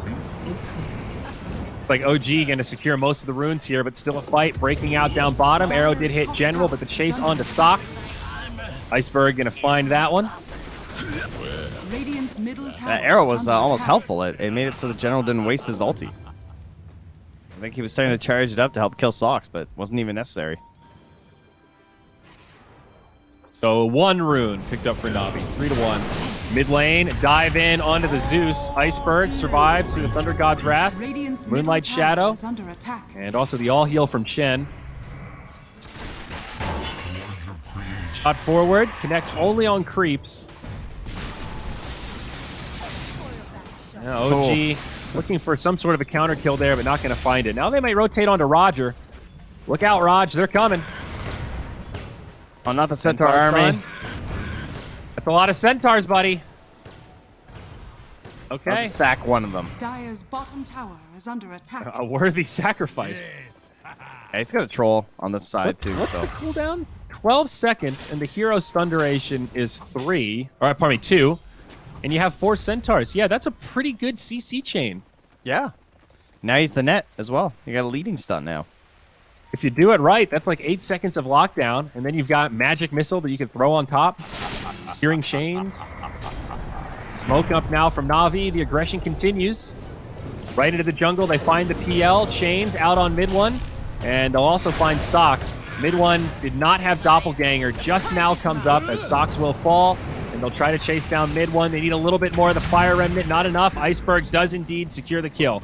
Now low on mana. Sounds the retreat. 2-0. Another rough fight for OG. Oh, 2 for 1. Always want to fly. Gets brought down. Doing what he does best. Dire's Helping middle the team tower retreat is by under dying. Attack. Dire's structures are fortified. Iceberg. Not enough remnants left, though, unfortunately. All right, so game plan-wise, though, OG obviously fell a little bit behind in the laning stage. Zeus has done okay at catching back up, Dire's right? middle He tower is is below under all the attack. Radiant cores, but he is top of his own Radiant's team. bottom The real tower issue is is under mid one. attack. He's being pressured in the jungle. He's being chased out of there. Now he's down here just trying to farm up some basic items while they're losing structures. Nice hook shot, though. Nice swap play. That's going to be a sacrifice from the Venge, but turns onto Socks. Ult from Zeus gets Roger low. No Hand of God yet, but the Zeus gets brought down. A 1 for 2. That play right there, I think, is exactly why they like this Vengeful Spirit first pick so much. That was a perfect save. Yeah, no secondary initiation. Just kind of ruined that, huh? Like, Yep. there's no Earth Splitter either, so there wasn't even like a big threat to drive off everyone else when the thing started to break down. Which is fine. I get why he doesn't have Earth Splitter. I'm not saying that he like necessarily should at this point, but it's just not a tool that they're going to have available at the moment. Right. And now mid one, they're going to start to move in. Maybe look for a kill here. He does not have any way to deal with this silence, but they also don't have any detection. So General will just hold the ulti for now. And mid one feeling like he needs to go for the Manta first item. Certainly not a wrong choice, but without being able to go Diffusal first, it's going to be a while till mid one is scary in terms of damage output. Yeah, he's just got too much to worry about, right? He's got the Gust, he's got the Bolas, he's got the Lucky Shot. Yep. But necessary. It's just putting OG in kind of a tough situation. This Drow is quickly accelerating, moving towards the Hurricane Pike, and now they move into the Roche Pit with the Centaur army. It's going to be a dead Roshan. Uncontested. Roshan has fallen to the Radiant. Man, they need so much on mid one right now. I think the other is problem is interesting. this like core ET needs Ags. And I don't even know how good of an Ags game it is. But it feels like you still need it as the core. Yeah. I mean, it's what makes the hero relevant as a core. Hook shot, missed. Ben is also cool against Zeus in terms of Hand of God, like kind of just counteracting Thunder God's Wrath in a lot of ways. Like that? Iceberg going to be saved here. Okay, Radiant's bottom good work. tower Chen helping him from afar. Of regeneration. Zeus ult not enough. Radiant's Ambitious from No Tail. structures are fortified. It did cancel that regen he Dire's just popped, top though. tower is under attack. Oh, okay. Radiant's bottom But yeah, I tower mean, if they is didn't have under Hand of God attack. there, he would have died, right? Radiant's Because they would have had bottom the tower has fallen. Thunder God's Wrath to just pop on him. I can do with more. This Navi draft, very synergistic. And a sizable lead that they have secured for themselves. Pango looking for his Maelstrom. He's getting pretty close. Obviously, we've seen it on Iceberg. He wants Aghanims next on the Ember. Obviously a great choice. Refuse good. The only downside is they don't have a very good tower pusher outside of the Drow. And that's like kind of okay because like Drow can be in the back line with the help of the Chen creeps and everything and feel relatively well protected by the Ember and all the mobility that hero has. But that could be something that buys time for OG. I still think it's Venge pretty Aura difficult. helps, though. Yeah, true. lets the Drow siege from way further back. Now fight mid. Roger, you're going to be initiated on, and it's going to turn the other way. Sox will get left behind. A good rolling thunder. And it's just a dead clockwork. The rest of OG Delta split. And then the Moonlight Shadow for cover. Man. You know, I would hang out with these Centaurs. They seem like some nice, tough guys to have around as bodyguards. Definitely a good security squad. Although they've got that look, it's like beard but no mustache. I don't know what that's called. Really big soul patch. Yeah, I guess. It's definitely a tough look. Dire's Health tier top 2 up tower top, is now going to be attack. under siege Oh, after whoa. a kill on the Dire's clockwork. structures are Mid one's They buying didn't lift eggs. Did you say this already? Radiant's Eggs? Shifted off to bottom Manta. tower is under attack. What? Radiant interesting. structures are fortified. Removes the cooldown and Dire's minimum top distance tower on is Phantom under Rush. attack. If you're gonna silence me, I'll just go eggs. This was a Radiant's attempted tower build for a is while, under right? attack. Radiant's Is this middle really better tower than has Manta, though? fallen. Isn't I Manta would say stupidly good this it's gonna game? let him farm up faster, and I don't think Manta doesn't like let him fight anyway. You know what I mean? Yeah, yeah. They're like, okay, great, I have a tool for the silence. I'm still getting blasted by everything else. Yeah. I guess I haven't seen Ags on PL that much. No cooldown, though. It is a pretty good farming tool. You do cruise around the jungle. Socks, that's going to be a freebie. Hooks up the high ground there, and there was a Drow ready and waiting. Ult from No Tail is going to scout things out a bit. 2 up top did fall. So now both outposts in favor of the Radiant. Might see Navi stay on this side of the map.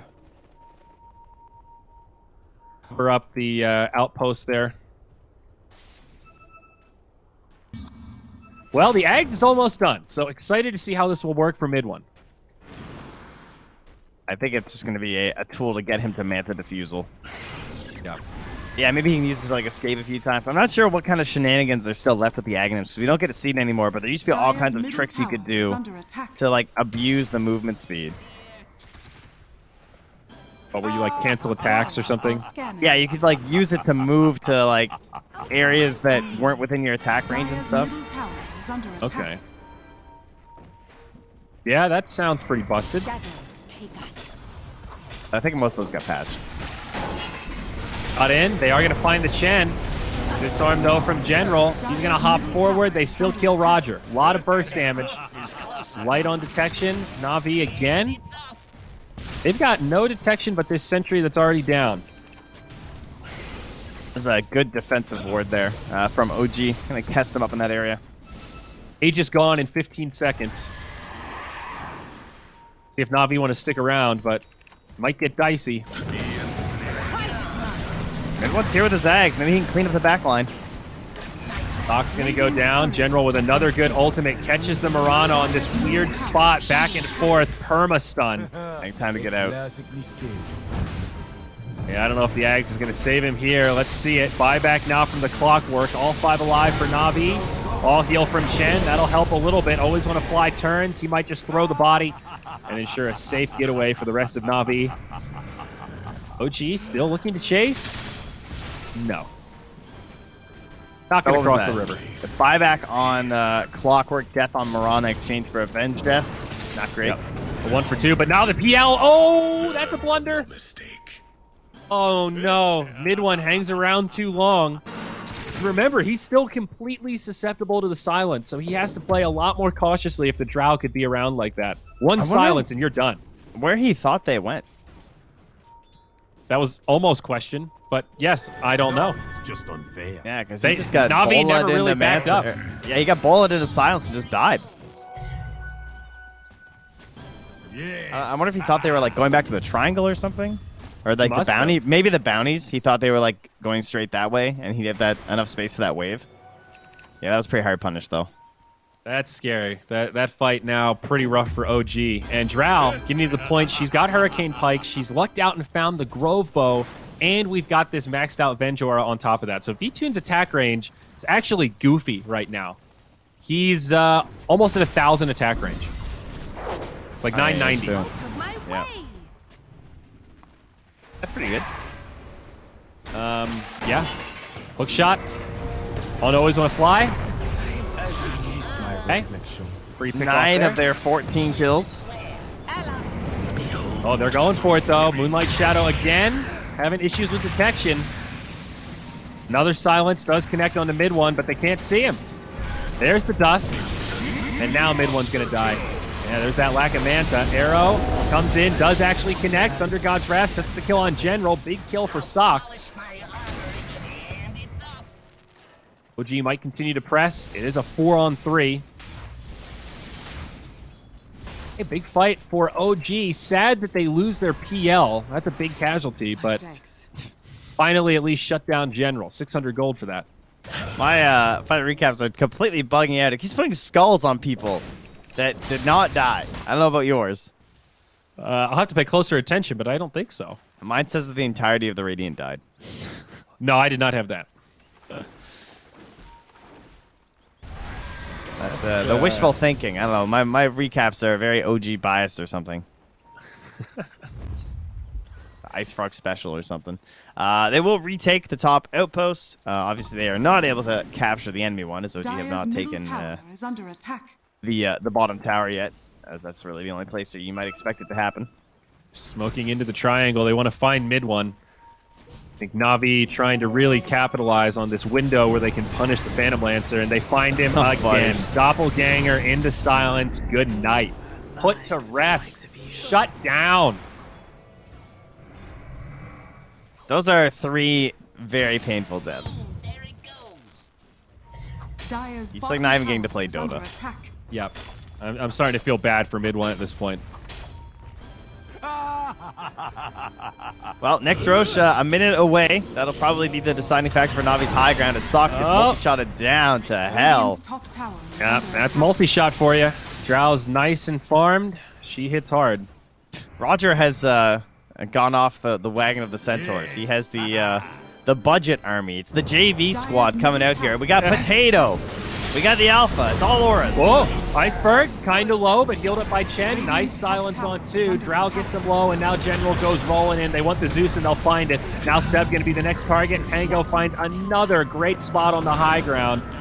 2 kills. No tail in Seb's sideline, but the buyback comes.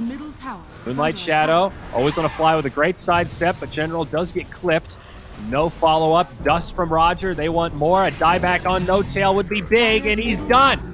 75 seconds. Sideline. Things looking grim for OG. I love how Roger has gone for these auras now. I think this is really smart. Like, Nice heading towards these adaptation. creeps instead. Yeah. Because, like, the Centaurs aren't nearly as valuable on the high ground, right? Like, in this situation. Swiftness aura, Cloak aura, pretty darn good for this kind of 5-man. I think they lost the Kobold, though. Mr. Foreman had a bit too much to drink. Yeah, he's not as tanky. He has not hit the gym. Yes. This is Zeus picked on quite a bit. And, you know, even though Navi are doing a really good job controlling mid one, it's really not that surprising in a way. You look at this OG lineup, and you know that this game will rest on PL at a certain point, right? He's their clear hard carry that is going to scale them past 30 minutes. So if they can keep him down, this whole game just gets way easier. The Zeus and the Elder Titan, even if they were farming better, they're not going to take over the game the same way. And now the gap between Drow and PL is... it's rotund. It's large. It's a good 50%. Yeah. At this point, I don't even know if this Manta changes anything for mid one. Straight up. No, he needs the Diffusal to actually be able to, like, win a fight. I mean, he's still going to have to be involved, and he's going to have to hope that they hit, like, big Earth Splitters or something. He's stuck in this cycle where I think he needs the Manta. Clockwork misses the defensive hook. Freebie there. You know, you have to buy the Manta, but Prize is mine. puts you in this scenario that is so abusable by Navi. And still a tier 1 standing, actually, for OG. So we might see Navi back up and just push out this bottom lane. Fresh Aegis in tow.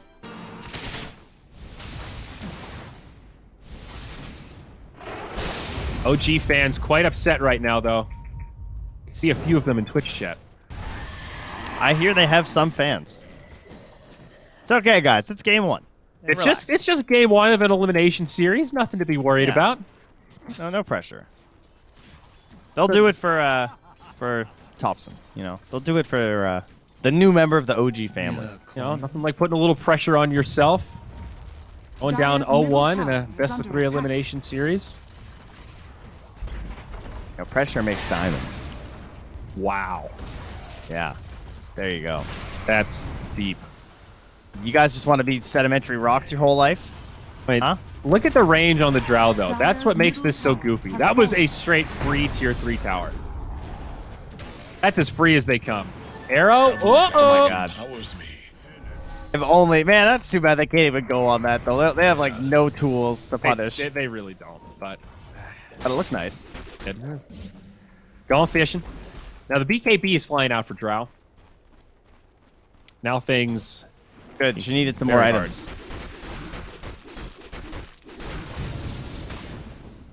Barrier's gonna fly right over mid one. There's the BKB.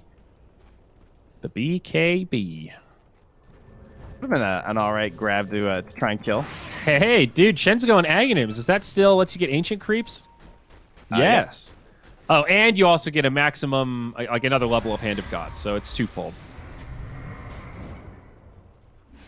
Oh no, you It's just Scepter. oh yeah, you just get the extra creeps. My bad, I misread that. No Tail dead again. Jesus, he died fast. Sock's also gonna fall quickly. Not even a fight here. OG just getting ripped apart as they try to run. Searing Chain hit on Soxa in the trees. That'll stop his TP. Now he's going to be in big trouble, and Seb will have no retreat strategy. Soxa does actually manage to live, but that's another 3-0. And now they're going to march right up high ground. Dire's middle barracks are under attack. Ouch.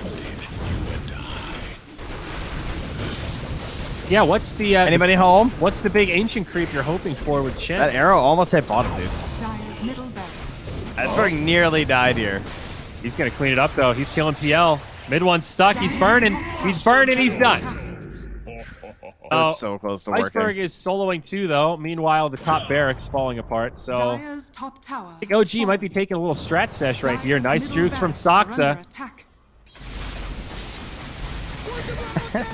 All right, Iceberg gives him the tip. Meanwhile, top, both lanes of barracks fall. Okay, the range stay, but mid, also the range stay standing. So they go for the value. Finish off the 2 melee barracks. Iceberg's gone for a couple of the tips when he gets outplayed. You know, he's a positive tipper, this guy.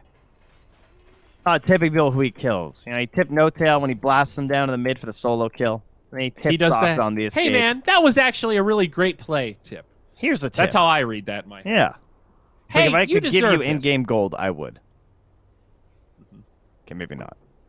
Quick pause. Offline needs a moment here. Well, I like what you said about maybe taking a strat sesh here, SOG. Just gonna, I mean, maybe not even a strategy sesh, more just like a, all right, well, you know, guys, we got Something done. went wrong here. Let's Yeah, figure it out. We got a little time to talk it out.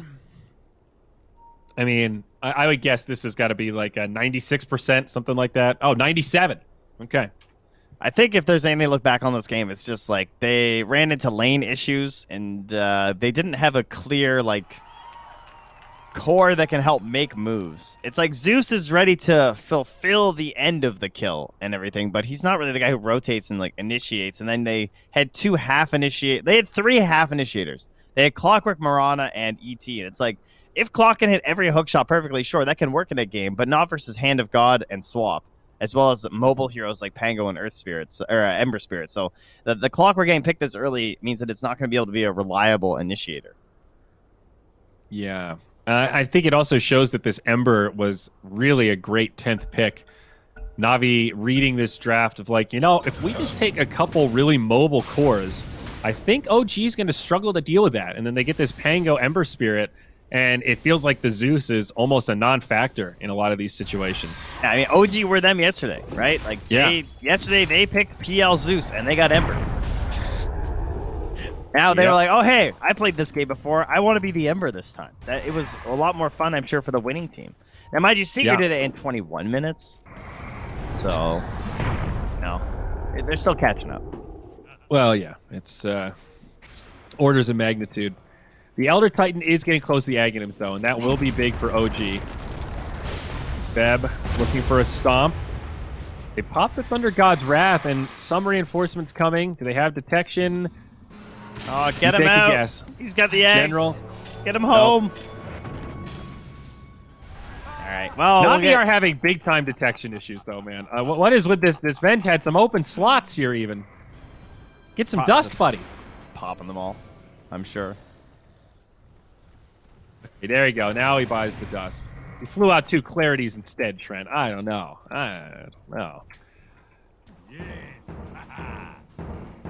It's like the 5th time this game they missed a kill because they didn't have Dire's detection. bottom So. tower is under attack.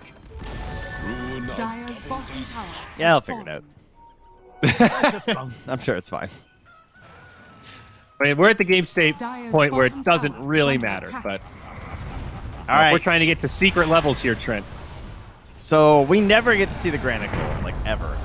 But oh, The mid one died he's to dead. Iceberg solo off to the side as this fight is starting. Chen now, the target, taking a lot of damage. Mech, all heal, swap from Always Wanna Fly. That's why they love this Venge. Now Seb gets turned on, and he'll fall. Wave of Terror in the trees finds it. Now General hopping in deep, gonna bump back into Socks. He'll go down. It's a 3-for-0 fight around the map. There was a double damage rune on the Ember Spirit, Has fallen. making that kill on PL a lot easier, I'm sure. Man, we never get to see these ancients though. Yeah. Yeah. So Oh, 10, well, they're just 15% endless bonus game. HP. That's pretty Yeah. good. No tails done, and maybe moments from a GG here. This looks like possibly the final push. GG, called by No Tail. So what was that about the Ancients, Trent? You seemed really excited. Yeah, whatever. It's over. The War Drums aura, buddy, Can't even attacks. follow it. Yeah, I mean, The they have 40% really cool stuff. accuracy increase? Tell me what 40% accuracy increase It means. means you can hit stuff that has evasion. Like, wow. 40% of the time. Oh, that's It's cool. amazing. I wonder how that works with MKB. I've never actually tested that. Does that stack additively to put you at 100%? That's what I don't know. If I had to guess, it's probably multiplicatively because that's how they've done most things, since additively tends to cause big problems.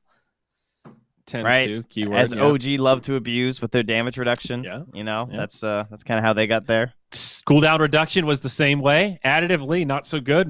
Multiplicatively, perfectly fine.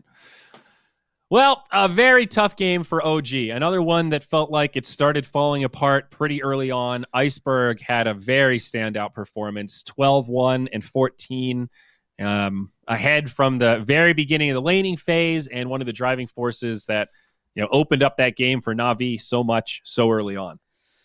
Yeah, they just lacked direction for OG this match. It felt like they couldn't quite find the identity of how they wanted to take the mid game.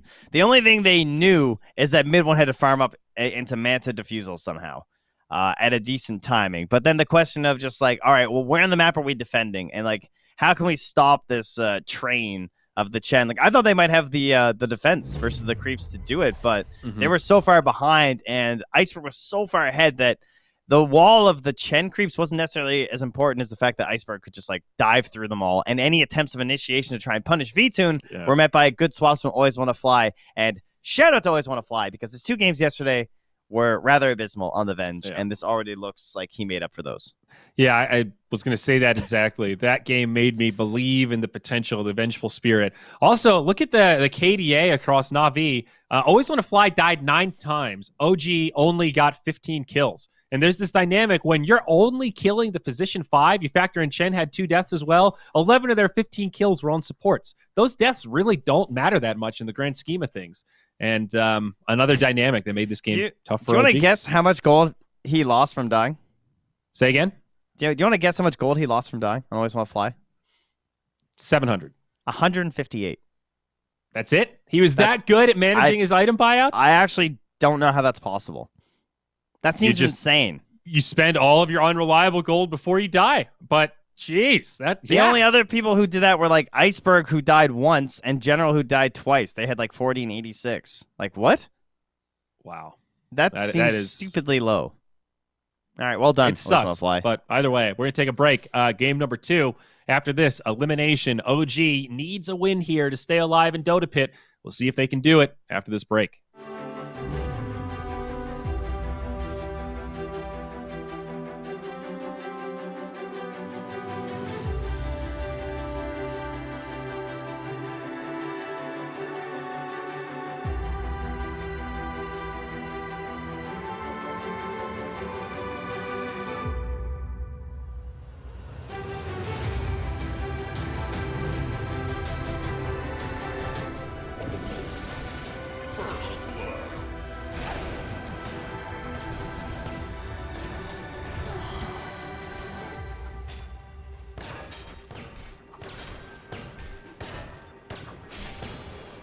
did you come from? Dire's Shaved in searing heat. Easy words. On your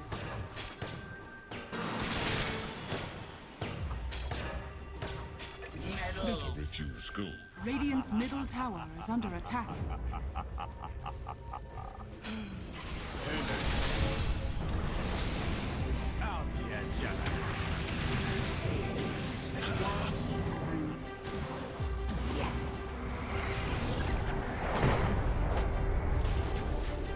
I die alone.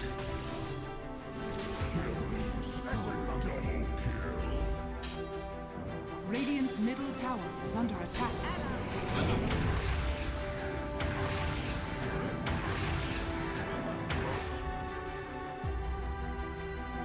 Okay, I give them it.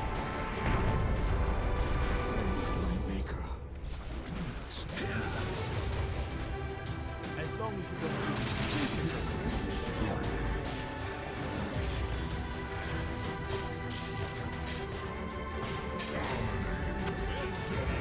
Top tower has fallen.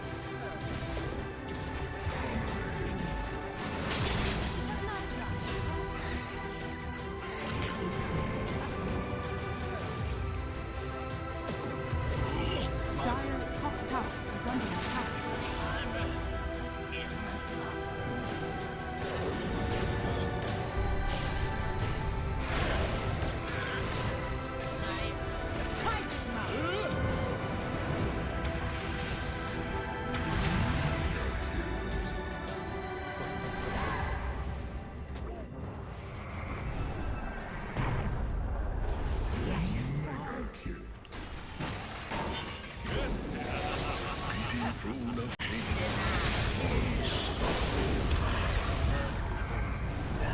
Radiant's bottom tower is under attack.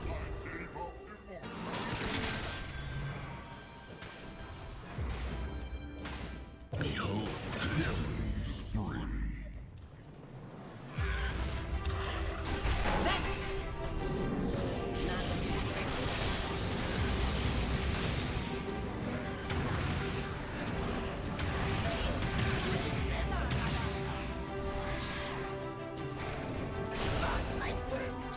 Shadows take us.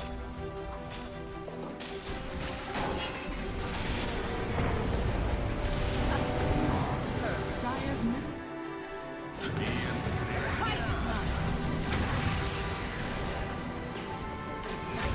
Radiant's courier has been killed. Dire's middle tower is under attack. A classic mistake.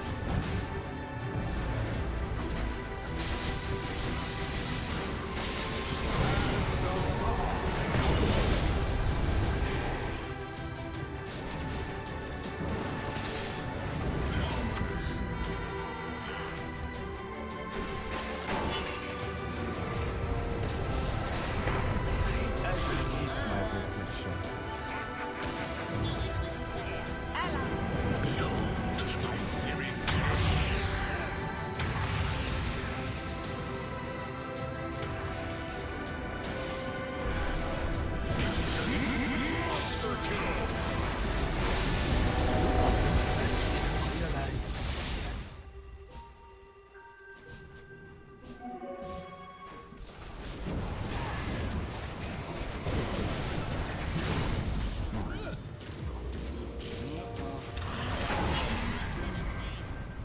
Radiant's under attack. Spoil that shot. Radiant's top tower is under attack.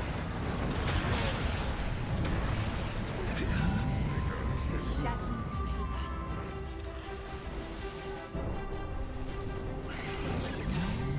Dire's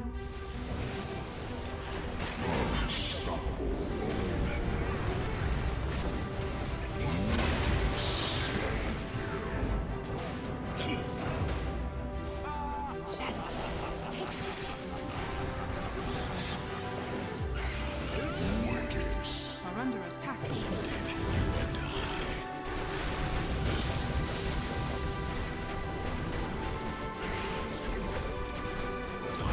Dire's middle barracks is falling.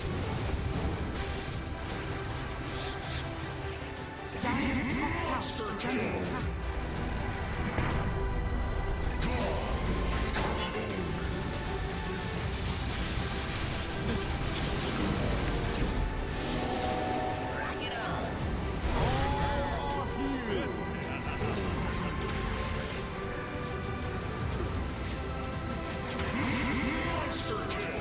Dire's bottom tower is under attack.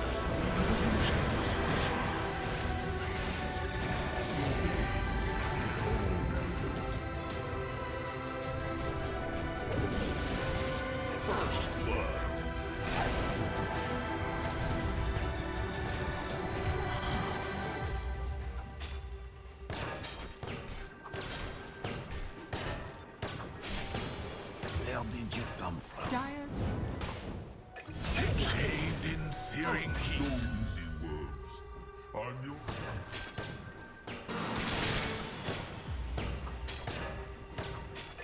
never refuse school. Radiant's middle tower is under attack.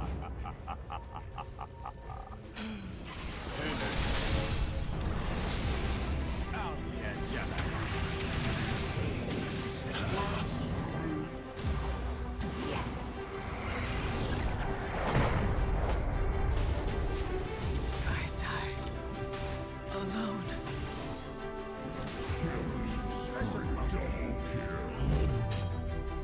All right, we are back again. Dota 2 on the menu today. Game 2 loading in. Trent OG, one loss away from elimination. Betters sweating. How you feeling, big dog? Navi, I mean, that's a pretty dominant victory. Like, straight out of the lanes, rest of the game. It did seem a little, like, not standard, I guess, from OG, but what is standard for OG? I mean, they won their games when they picked heroes like this yesterday versus 5-men, so maybe they can continue to just... I mean, they went game 3 is when they did the mid-Oracle, so I don't see any sign of them slowing down just because it's a chance they're going to lose.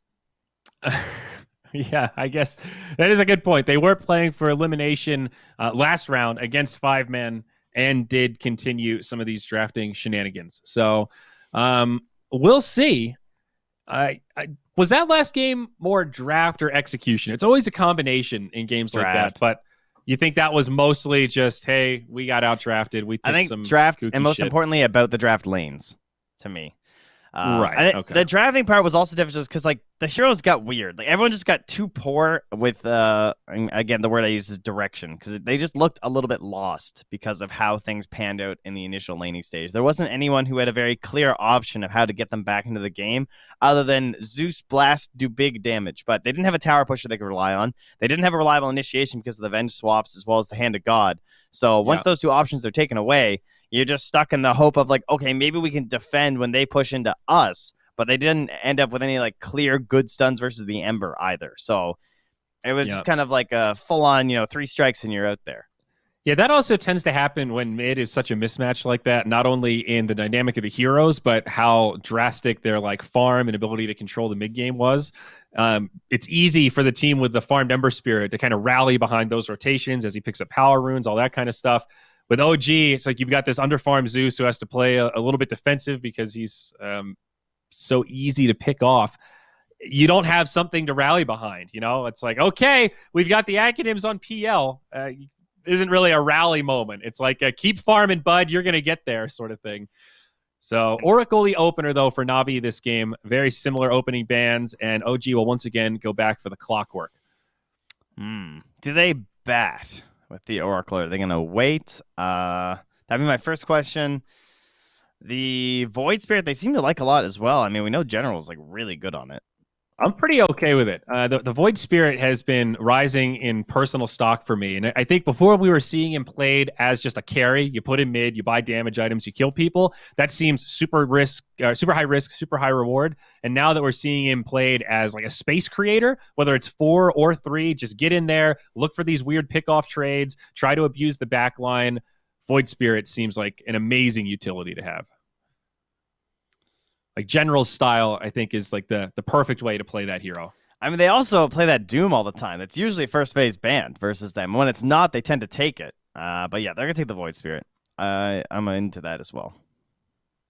Just another, like, not punished by clockwork. Yeah, that too. And, right, it's a flex pick.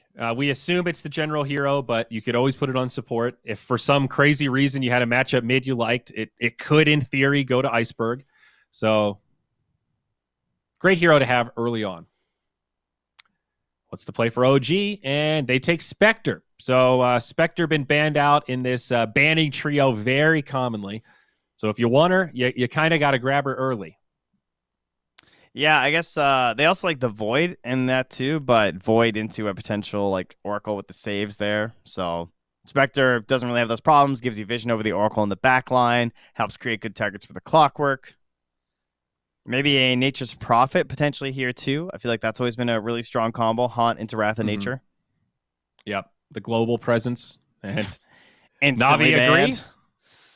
Yeah. Like Zeus also does kind of fit the bill for that also. Or that global presence. Not as good as Prophet, but... Yeah, Prophet's just like way too good because he just like Wrath and he just TPs in and it's just like this body that absorbs some damage and tends to have pretty good right-click damage. Yep. When you see Spectre picked up this early, though, one of the other pseudo counters you can go for is some form of break, whether it's somebody like Viper who has it built in, or a hero that can build it. You know, a right clicker that doesn't mind buying the new Silver Edge that has the Echo Saber component.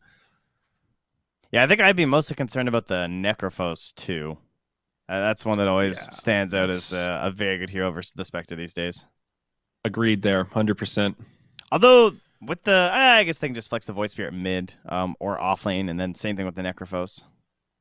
And Necro with Oracle too is also like a DP kind of combo. You got that double healing, so it just makes False Promise that much more valuable. Hero that also benefits from the save in the sense of he can actually set up a turnaround with all of his healing and the regen you get from killing people, that kind of stuff. Yeah, get rid of Chen so they can counter it. I mean, Hand of God's kind of similar, right? Like saving against the Haunt, much like with the Wrath of Nature, trying to prove those situations. It is wild, though, that it feels like Spectre doesn't really have like a true hard counter in the one role. You know, a lot of position ones feel like they have a weakness, and Spectre right now is pretty damn well-rounded. Maybe I'm overvaluing her a little bit, but... You could game counter her and try like an AM or something, right? That can kind of work. Yes. You just... it can. I mean, she's beatable, just... Not always easy. They ban out the Beastmaster, afraid of some of that 5-man power. And 3 vision heroes. Yeah.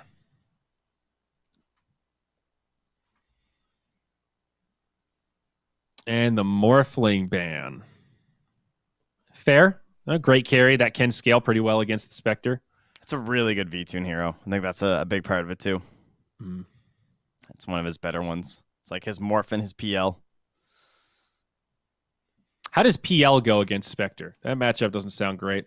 I think it's a little meh, but now that he's bad, it's probably just straight Spectre good.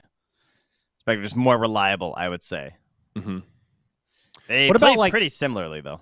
What about like troll type carries that can maybe do a little more early, pressure pretty hard, take objectives? They're fine, yeah. If you can like start stumbling like Ursa's and stuff too, right? By that same logic, can sometimes work out well. Right. Okay. Well, OG, a big point for the draft. Probably going to grab a support here, but we'll see. And because we can't see it on the overlay, OG do have last pick. They've got 10th pick, so they'll get to react in terms of mid matchups.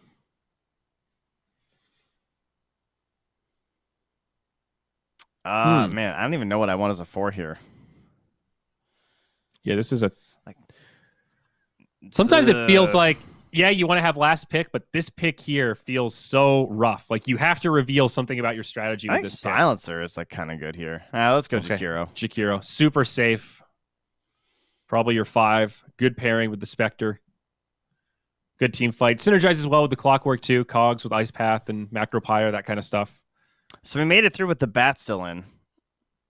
I wonder if that's worth it to them with Void Spirit still being there in general, like flexing it so much for them lately. Does Iceberg ever play bat? Is that too risky going in blind? I'm sure he definitely can. So when you don't have last pick, the bat can be a little scary. It's a little scary, Trent. Halloween's coming. I don't know. Bat seems pretty tempting. Just for the lane matchup, even. Now, I mean, Jakiro's kind of weird. It's like he's got the damage, so you have to be like fully committed as the Bat Rider. But in most cases, I would say it's still a pretty good situation for the Bat, especially because they wouldn't have the 4 in that case. They could still pick a second hero to lane with the Bat to try and punish the Spectre lane.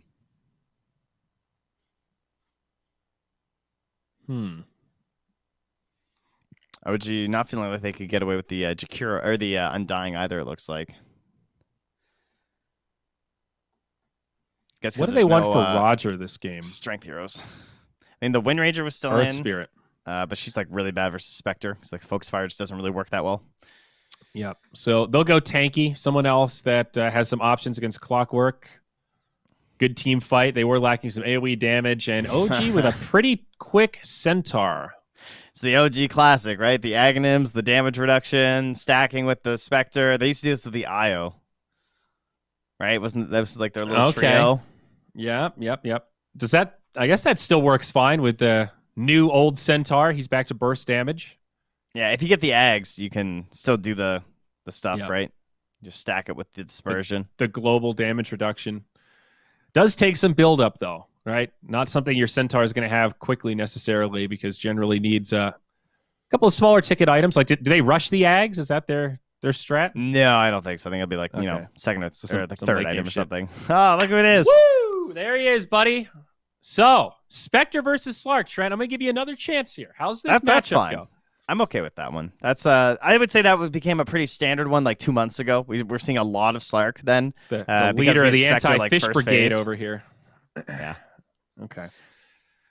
I So it's Slark also is a generally Centaur good lane. against the tanky heroes. Right? I was just going to say that. Like Spectre, one of the tankier position ones, and Slark loves that because of Essence shift stacks. So great Slark pick. I'm fine with it. And they you still got get rid of the Oracle Zeus because of all those benefits. Yep. And like I feel like the Oracle enables some of these heroes. Slark, very squishy. He's like a glass cannon kind of carry. So when you have Oracle to back you up for those saves, maybe feel a little more comfortable picking him up. Ember Spirit banned by OG. Smart choice there. Do you ban like a Storm Spirit? Is that too greedy with the Spectre? What mid are you really afraid of here? Like Lena comes to mind also.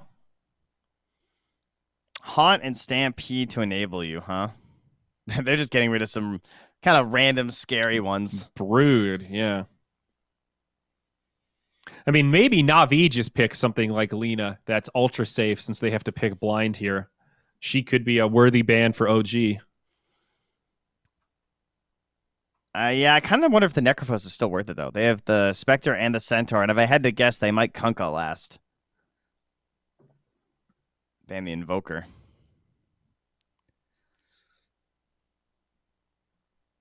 Yeah, I kind of just like Necrophos here. Do they have enough damage to actually make the Scythe work, though, is the question. You know what? I don't think they do. Like, the Scythe doesn't even look that scary, because what's the initial damage that even lowers a Spectre or a Centaur that makes Necro fit and, like, win this game?